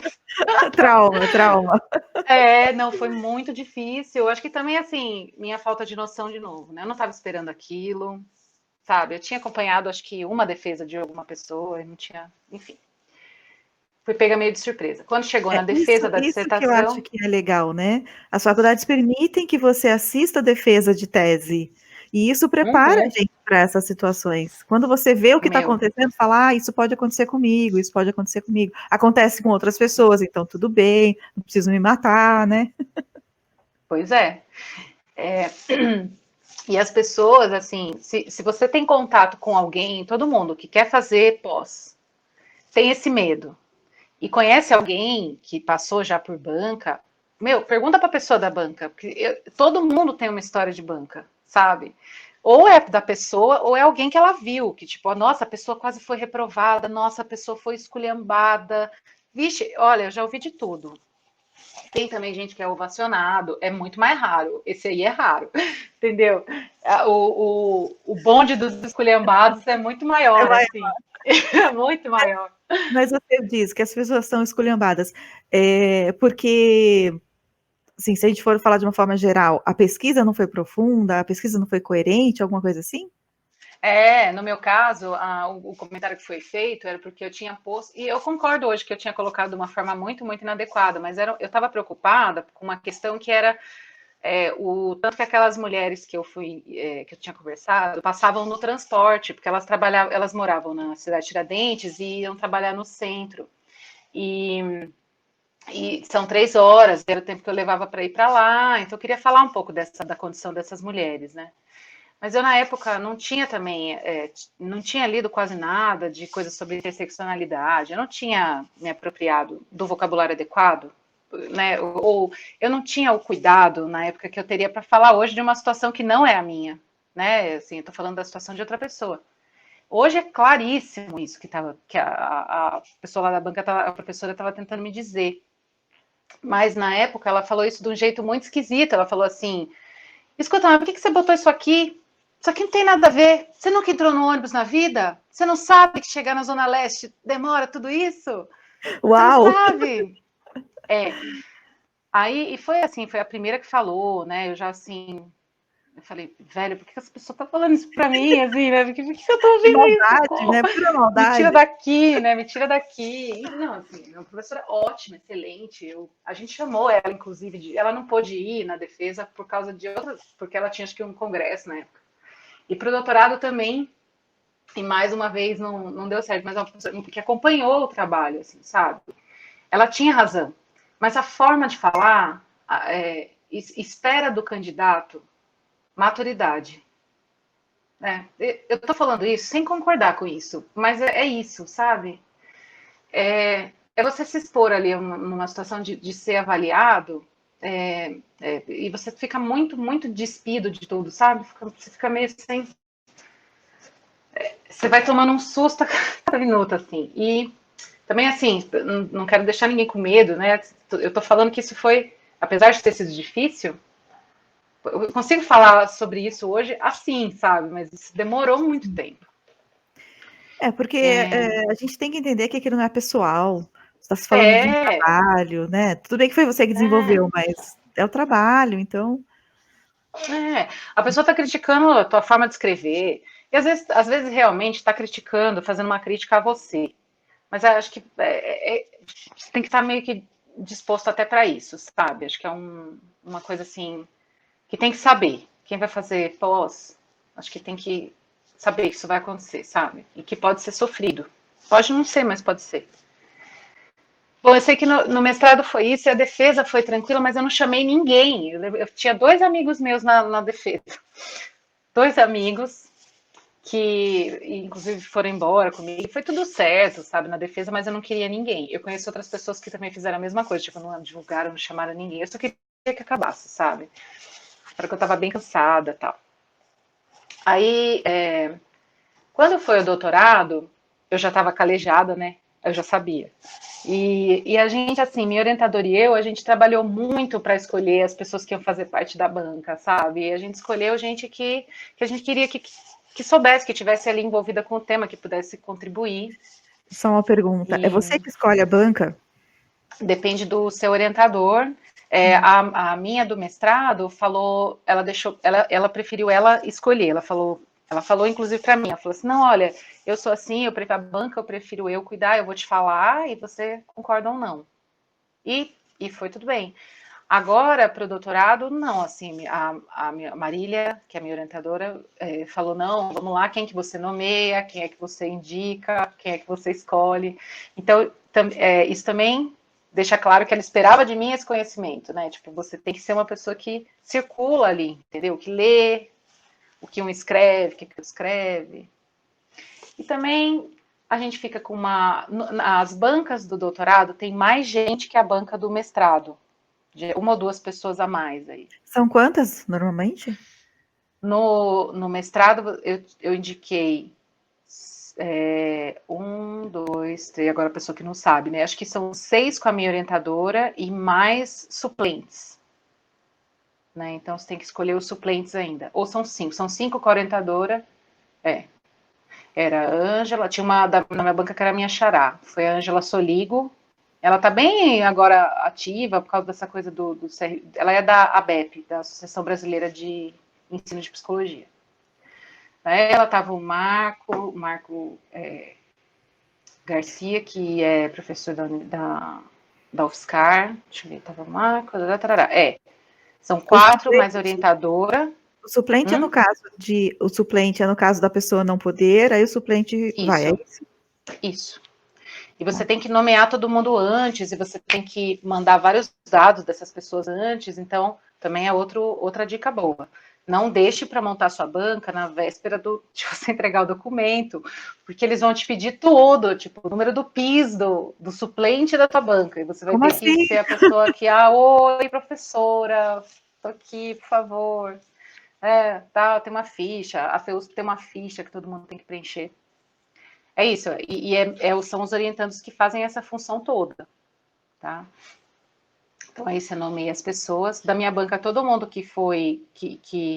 todo mundo pôde estar, não precisamos de nenhum suplente, mas quase foi preciso, porque uma delas tinha passado mal, acho que no dia antes, mas no fim das contas ela fez por Skype.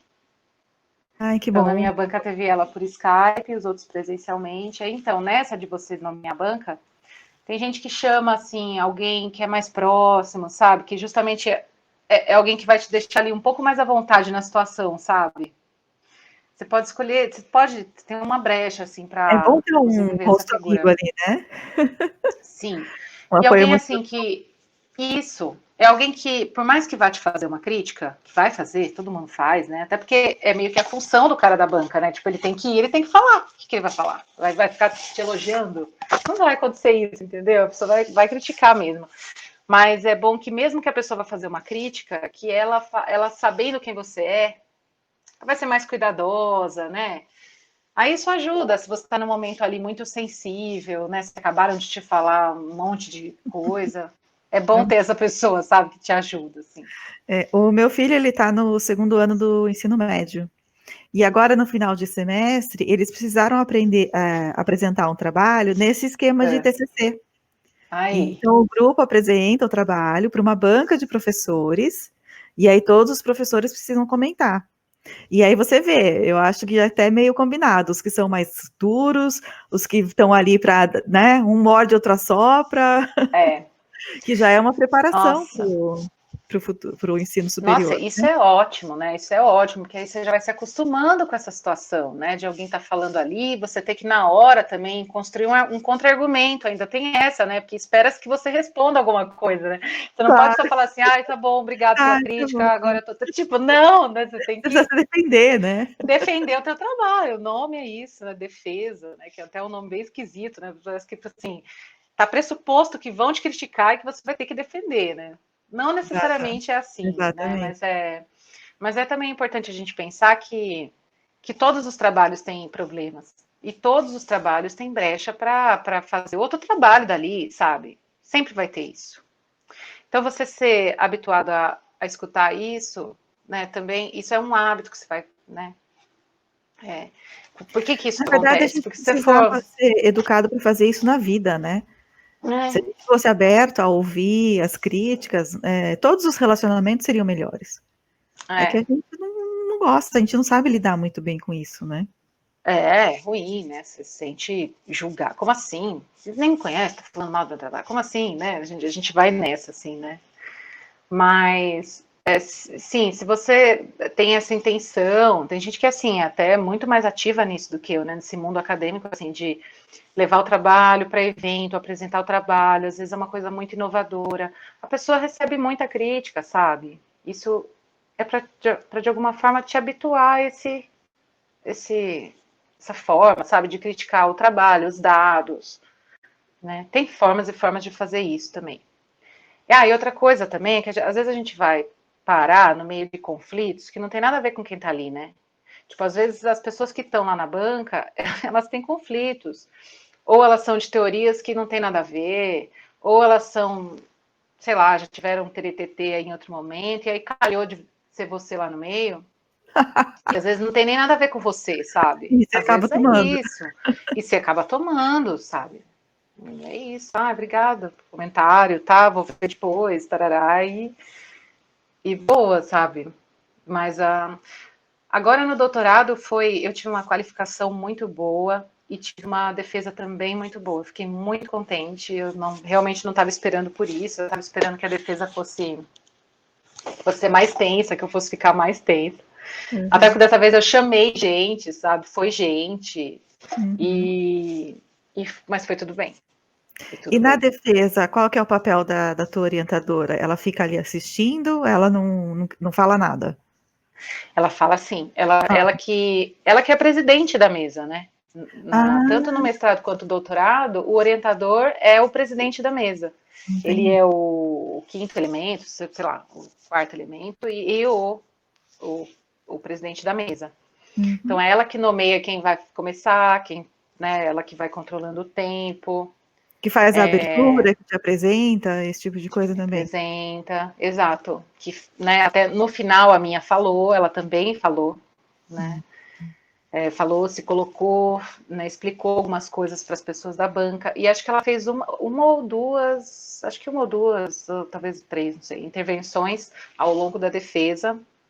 Uma vez, porque eu acho que ela pegou um argumento que a gente já tinha conversado em outra situação e eu esqueci de falar ali na hora, ela me salvou, tipo, ela falou depois, sabe?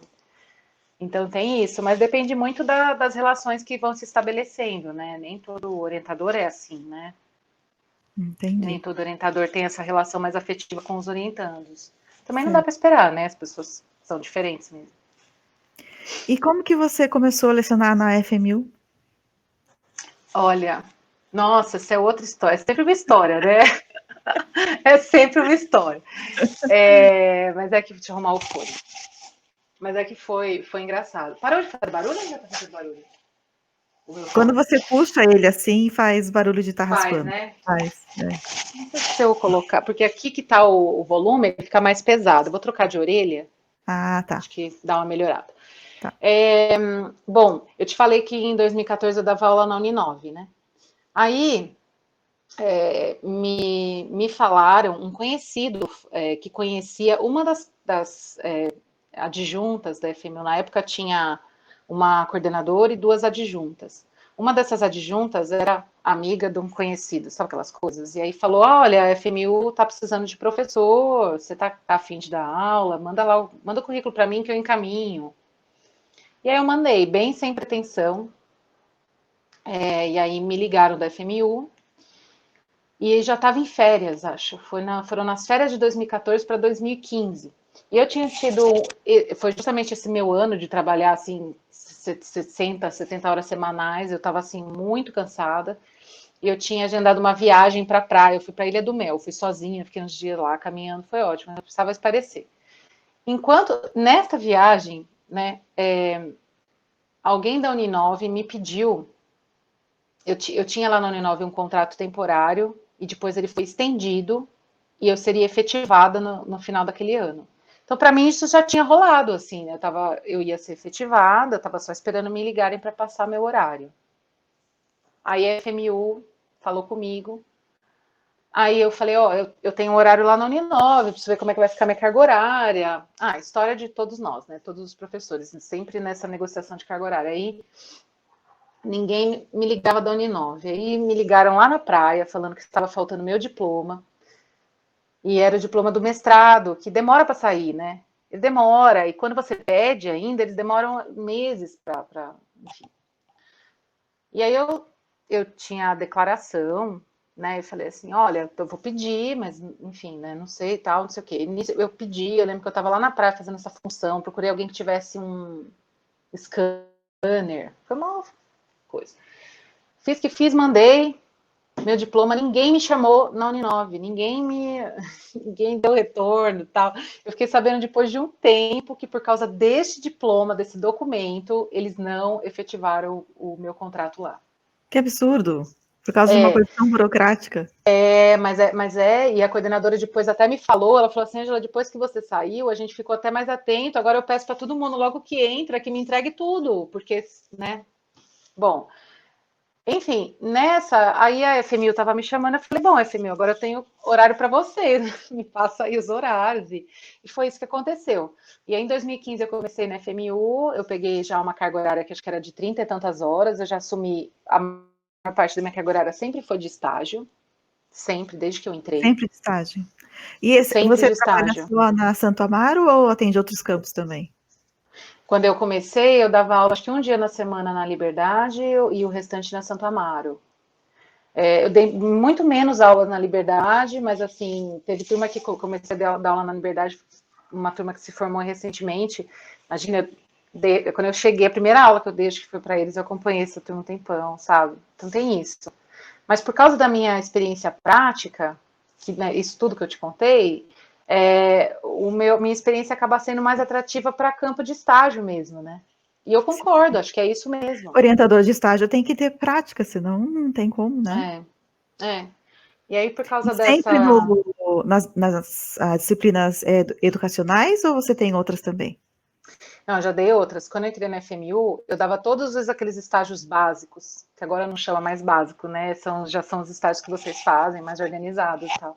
Na época Mas o meu era. chama estágio básico em psicossocial e promoção da saúde.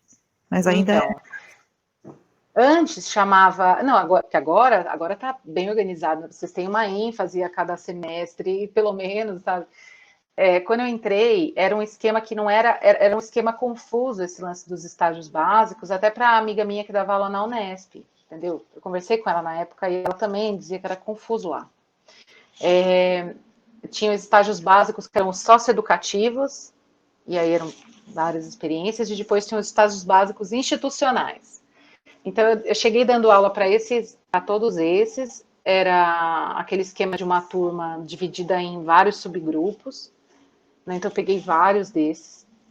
Eu peguei psicologia social e eu peguei. O que mais que eu peguei? Peguei escolar, né? E peguei os estágios. Que aí algumas turmas eram turmas que já tinham tido metade com o professor tinha saído e eu peguei a turma no meio do caminho. E, e as outras de disciplina. Acho que de disciplina foi isso na FMU que eu peguei, assim, de. E aí, bom, aí com o passar do tempo, né, eu dei também técnicas de pesquisa, eu dei desenvolvimento, uma época que era um desenvolvimento. O pessoal foi um semestre que teve 4 desenvolvimentos. Era desenvolvimento 1, 2, 3, aí tinham 4, que era uma retomada. Foi na né? época da mudança de grade, sabe? Aquela época da mudança de grade. Sim. Eu não peguei, graças a Deus, eu já peguei o currículo novo, mas eu sei que o Aí, pessoal que passou pela mudança sofreu pra caramba. porque ficou tudo muito instável, né? Tipo, aí um semestre você achava que ia ficar aquele esquema e depois já não era mais, né? Então nessa eu dei esse desenvolvimento, que eu não lembro qual era, se era 3 ou 4, mas que era um apanhado de todas as faixas etárias ali, né? Que meio que é disciplinar, né? O desenvolvimento, e fazia uma contextualização daquilo. E foi uma disciplina muito legal de dar e tal. E dei também, mais recentemente, uma para o oitavo, que chama Intervenções Psicológicas na Infância e Adolescência. A disciplina ainda existe, né? E também foi muito legal de dar, de algum modo, me aproximava de novo de uma coisa mais clínica, né? Uma visão mais clínica, assim. Então, foi bom de retomar. E agora, esse semestre, eu estou só com o escolar mesmo, e os estágios. Que agora mudou o nome, né? Intervenções e tal, tarará. E como é a Ângela professora? Eu tenho a minha experiência, que foi no online, É. mas na sua visão, como é a Ângela professora? Ó, assim, eu acho que eu me dedico. Acho que é isso, assim. Eu falo isso porque eu chego a ficar cansada até, sabe, depois de dar aula, assim. Eu não acho que dar aula é tranquilo, eu acho que dar aula exige uma puta atenção, entendeu? Eu tento corresponder a isso, eu tento ficar atenta, eu sou uma professora que eu não sou preocupada com nota. Os alunos em geral são muito mais preocupados com nota em geral, assim, mas assim, eu não sou uma professora muito apegada a, a coisas muito convencionais da educação, do tipo assim, nota, tipo formalidade no tratamento. Eu não faço a menor questão disso. E eu acho que eu, professora, tento fazer os alunos falarem, né?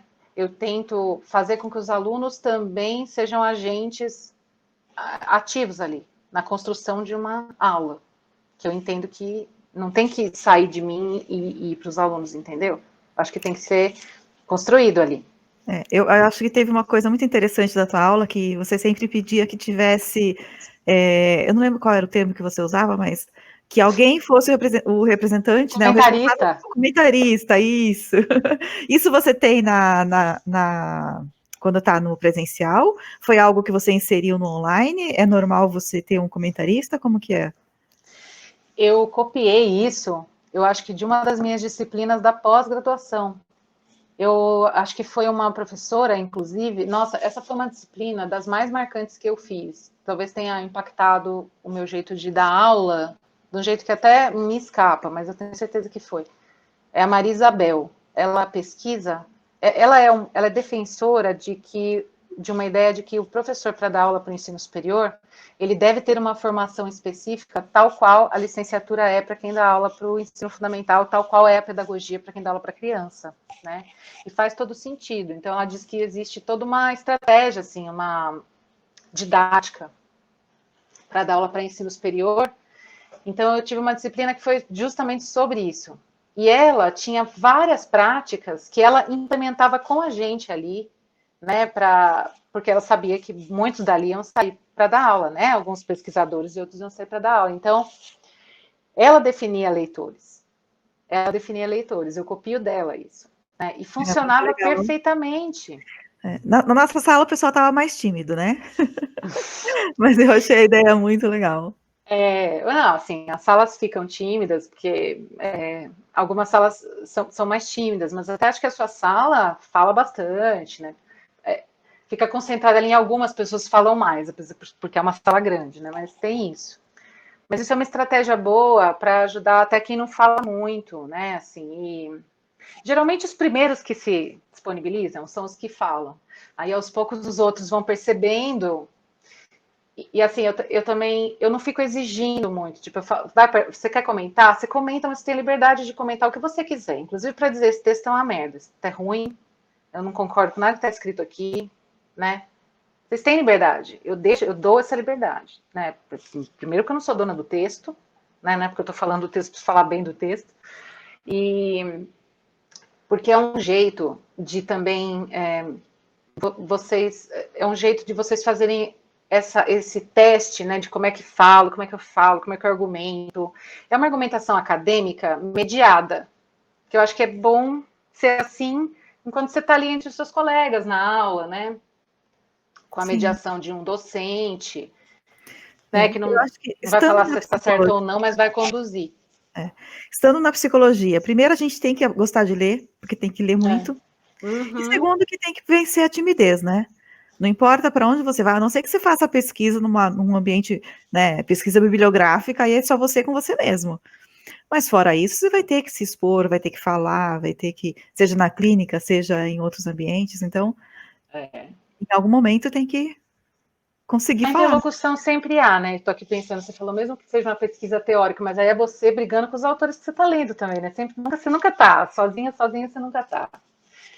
E eu percebo assim também, como eu sempre dei supervisão, eu percebo que alguns alunos chegam com muito pouca vontade para falar, né? Alguns já chegam mais habilidosos, aí vão dizer que eu sou treinadora, eu trabalho em RH, eu faço dinâmica de grupo, aí você fala, putz, a menina tá cheia do traquejo, porque, né, ela trabalha com isso. Isso é muito comum. mas é menos comum alguém que tenha desenvolvido isso ao longo da formação. E eu acredito que uma das funções de uma formação é também construir essa habilidade, né? Sim, De concordo. argumentar, de expor um ponto de vista. Uhum. Você é um psicólogo, mesmo que você esteja ali, vamos supor que você seja uma pessoa que aplica teste, elabora relatórios a partir de testes, né? Estou pegando essa para ser uma coisa assim, que você pode dizer que é só você e o paciente ali, mas assim, mesmo assim, está construindo alguma coisa que outra pessoa vai ler. Isso exige um posicionamento, isso exige um jeito de se colocar, né? Exige um cuidado com a fala, né? E também Sim. eu tento, isso também eu aprendi. Eu tive uma disciplina na faculdade que foi dinâmica de grupo, e a professora colocou a gente assim, toda semana a gente tinha que enfrentar ali os colegas e decidir questões, sabe? Encaminhar questões. E isso foi muito difícil, mas também foi uma das coisas que mais contribuiu para a minha formação. Então, eu sei que apesar de ser difícil, Uhum. isso pode ser muito bom para os alunos. Então, eu tento, quem sou eu, professora? Eu trabalho o conteúdo que tem que ser trabalhado, porém, eu sou aquela que consegue construir uma aula melhor quando as pessoas participam. Você me fez lembrar uma das minhas entrevistas de trabalho. Eu fui entrevistada pela gerente e era uma empresa muito pequena, a estrutura ainda estava enxuta, então eu fui É. entrevistada pelo presidente. Ai, E ele era ai. americano. E ele me fez perguntas dificílimas, dificílimas, né? E aí, no final, ele me perguntou como que eu lidava com confronto. E aí eu falei, eu não gosto de confronto. E aí ele me deu uma tremenda lição, sabe? Ele falou, olha, você pode entrar num confronto, né? E expor a sua posição. E a hora que terminou, acabou. Você sai dali, você é a mesma pessoa que entrou. Né? Então você tem que aprender a separar o que é o trabalho, né? O assunto Uhum. do trabalho, o tema que você está discutindo, da sua vida pessoal e até da sua amizade com as pessoas que você está trabalhando. Você pode entrar É. numa reunião e discutir com alguém e sair de lá e almoçar junto, porque uma coisa é o trabalho, né? E ele colocou isso daí, você continua sendo a mesma pessoa. Isso para mim foi tão, sabe? Foi uma lição tão, eu falei, realmente, é isso que eu tenho que trabalhar, né? De entrar numa discussão e sair e continuar sendo eu. De aproveitar a situação de conflito para superar uma coisa, né? Que é isso, assim, né? A gente precisa encontrar o conflito, porque é a partir dali que a gente consegue desenrolar o nó, tal, né? Eu realmente dou muito valor para isso, sabe? Para essa experiência, porque foi importante para mim e porque eu tento proporcionar isso, sabe? Essa condição para que os alunos possam trocar ideias. Por isso que eu deixo tempo para vocês apresentarem trabalho, sabe? Porque não é porque eu estou enchendo linguiça, eu realmente ouço e participo de todos, porque e pergunto para vocês, tipo, o que vocês aprenderam com seus colegas? Porque Sim. isso precisa ser construído, sabe? Não, essa Precisa sua ser pergunta de construído. prova, vou dar um spoiler aqui. Uma das perguntas da prova foi o que você aprendeu com o trabalho do colega. Eu achei fantástico. Eu achei fantástico. Falei, olha, isso é realmente, né? Porque significa que É. você prestou atenção não só no seu trabalho, mas no trabalho do outro também, né? E como Uhum. aquilo acrescentou na tua vida, né? Isso. Assim, ficar. Acho que o fato essa professora que eu falei da pós, que colocava a gente para comentar, acabou que aos poucos a gente foi percebendo que as pessoas acabavam sendo também, como é que eu vou dizer? Não eram co-orientadores, não, mas eram pessoas que sabiam daqueles temas porque elas tinham estudado um pouco mais para falar ali na aula, sabe? E aí, assim, é mais fácil acessar a pessoa, é mais fácil acessar a professora. Eu vou conversar com a pessoa, sabe? E isso distribui, sabe? Partilha o conhecimento e não fica concentrando o conhecimento em uma pessoa só. Isso eu acho ruim.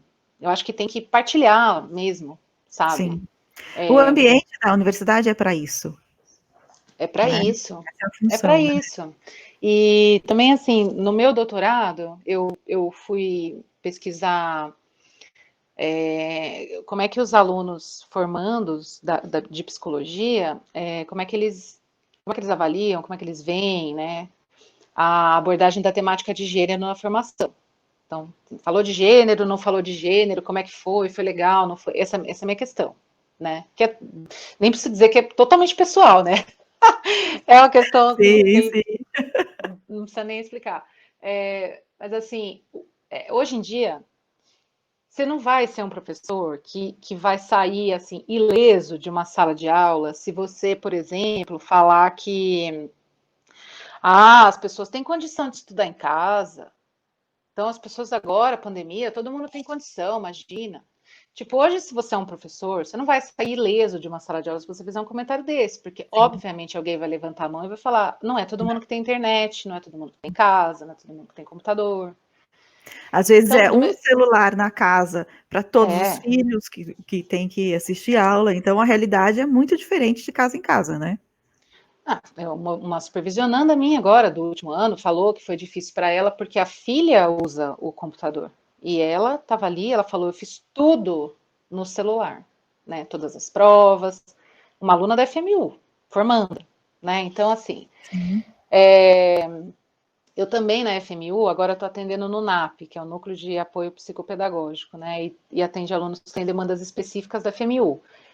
Canso de ouvir aluno falando que não tem conexão, que divide o computador, canso. Sim, então, desse mesmo jeito, hoje em dia, se você é um professor também que vai falar de complexo de Édipo, você também não vai sair ileso, porque alguém vai levantar a mão e falar: mas e se forem dois pais? E se for duas mães?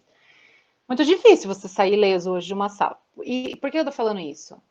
Porque isso não é nada mais do que os estudantes construindo conhecimento. É isso. Né? Então, assim, Sim, a exatamente. teoria não é? A teoria Muitas psicológica. vezes o estudante ele não tem a maturidade, a sabedoria para colocar isso. Então, muitas vezes acaba virando um ataque pessoal, né? Que não deveria Às ser, vezes é. que não É deveria ser. verdade. É Sim. verdade. É verdade. Às vezes esse comentário vem da forma assim: mas como é que você está falando isso? Você sabe falar isso? Qual é a sua formação para isso? Você estudou? Às vezes vem nisso, né? Tipo, não, querendo um demérito ali da pessoa, do professor. Às vezes vem agressivo, do tipo: você, professor conservador, como é que você chega aqui e fala isso? Chega de várias formas, né? Mas assim, eu acho que a gente tem que fazer um esforço para tentar separar um pouco a forma do conteúdo nesse momento, né? De repente até fazer algum comentário sobre a forma, do tipo: aluno, muito legal isso que você está falando, mas você pode tentar falar de tal e tal modo. Às vezes a gente faz isso, nessa orientação, assim. Sim. E Mas que também pode ser interpretado como tá me silenciando. é isso também, tá me silenciando, o que que é isso, né? Enfim, Eu acho que o usar a aprendizado mesma coisa para todo mundo, né? O mesmo conceito para coisas que não tem nada a ver, né?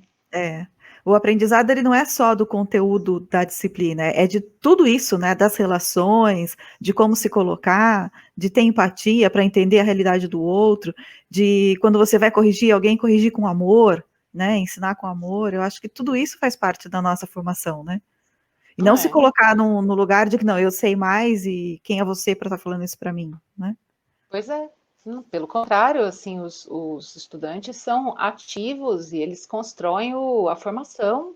Vocês não estão numa formação para receber só. Vocês são a psicologia sendo construída e reatualizada o tempo todo, assim como eu fui na minha época de estudante, assim como continuo sendo, porque né, era estudante de doutorado até outro dia.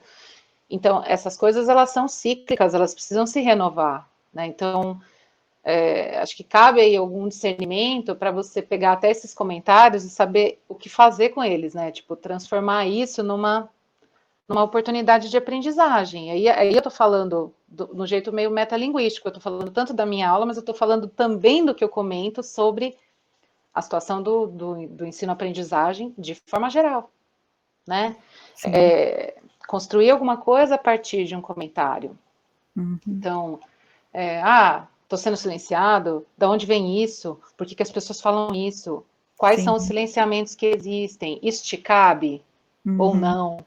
Né? Qual é o seu lugar? Quem é você? Escuta, olha você aqui, olha o seu colega lá, olha as Sim. histórias.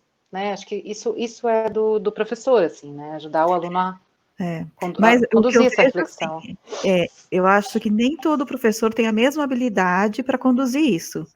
Existem Ah, é verdade. professores que uma pergunta simples que você faz sobre algo que você não entendeu, ele leva para o pessoal e vem com a defensiva, assim, né? Eu É tive um verdade. professor que eu fiz uma pergunta e a resposta foi: ué, mas se você achar diferente no livro, você me fala. Eu falei: não, desculpa, eu só não entendi. Vixe. Eu só não entendi mesmo. É, Então, tem que ter muita sabedoria para chegar onde você está, de conseguir conduzir uma situação dessa. e assim, e nem sempre a gente é bem sucedido também. Acho que tem uma coisa de saber lidar com o fracasso, sabe, das tentativas, que, assim, é impossível, sabe? A gente, lá, professor da FMU, a gente dá muitas aulas, vocês sabem disso. A gente dá muitas vezes a mesma aula para várias turmas, né? E isso dá um tom, às vezes, meio robótico para a coisa, né? E coitada da pessoa, tá lá, tá fazendo melhor, né? Tá tentando. Sim. Mas e então isso pode influenciar esse tipo de resposta meio cortada, assim, né? Tipo, deixa eu dar minha aula aqui, né? Mas eu lamento e eu tento aproveitar as oportunidades todas, porque eu acho que a gente deixa passar coisas que são super importantes, entendeu? Se apareceu uma pergunta, é porque alguma coisa do que eu falei, ou alguma coisa deste contexto, despertou essa pergunta para a pessoa. Eu preciso ouvir. Né? Às vezes Sim. só para tentar entender de onde que saiu aquilo, né? Às vezes quando você acha tá, então esse foi o link, então peraí, deixa eu te explicar, olha, isso aqui, assim, assim, assado. Uhum. Eu gosto disso, eu me divirto com isso, acho isso legal, isso me cansa muito. Eu transpiro, eu dou aula, eu Sim. suo, canso. É muita Mas energia, acho né, que é que você isso. perde numa aula. Nossa senhora, muita, muita Uhum. mesmo. Muita mesmo. De relação, né? E de atividade também, né? De ficar indo para lá e para cá. E essa coisa de estar disposto a se relacionar, né? É. E eu amei as suas aulas, eu posso dizer que eu amei, foi uma Ah, das disciplinas. obrigada. Não é escolar não é uma área que me interesse muito, né? Por outro lado, eu aprendi demais, assim. Eu não sei se os textos foram escolha sua, foi escolha do grupo, mas eu achei riquíssimos, riquíssimos, riquíssimos, e Que aprendi bom, bastante. que bom. Olha, os textos, eles foram, já nem sei dizer mais, porque alguns vieram sugeridos pelo grupo Laureate mesmo, e todo mundo usa os mesmos. E uma outra coisa, a gente que coloca, né, de pincelada ali e tal, mas é um discurso bem comum, assim, não é, é raro ver um estudante que fala, eu adoro escolar, eu gosto de trabalhar com isso. É a coisa mais difícil que tem, é raro. E dá para entender também, né? Dá para entender plenamente. Você não tem Sim, grandes possibilidades de inserção profissional, você não tem concurso, tanto quanto tem para a área da saúde, entende? Então, eu entendo isso, sabe? Entendo certo. essa. E fico E feliz que tenha sido interessante. sim, foi muito interessante, foi muito enriquecedor. E assim, você já deu muitas dicas, né? Mas tem alguma outra que seja fora exatamente do que a gente estava falando que você gostaria de deixar? Eu acho que para psicólogos podem. O curso demanda, como você falou, muita leitura, né? Acho que muita gente, se soubesse a quantidade de leitura que demandaria, não faria psicologia. Não sei se você acha isso, mas acho que Eu isso é um. concordo plenamente com você, Cara, plenamente. isso. Meu, de repente até eu, né? Não sei. Eu também, se tivessem me falado, cara, você vai ter que ler aí 70 páginas por dia, eu ia ficar assim, putz, não sei se eu dou conta disso, né? Mas assim, Esses dias um amigo me perguntou: você consegue ler um livro de 200 páginas um dia? Eu falei: depende.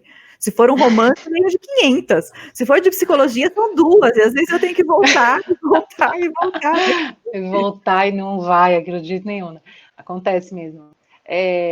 Então eu acho que essa coisa da leitura é uma coisa assim bem importante, mas eu falei dela porque eu estava pensando até em literatura. A dica que eu acho que eu dou é, não fique fechado na psicologia.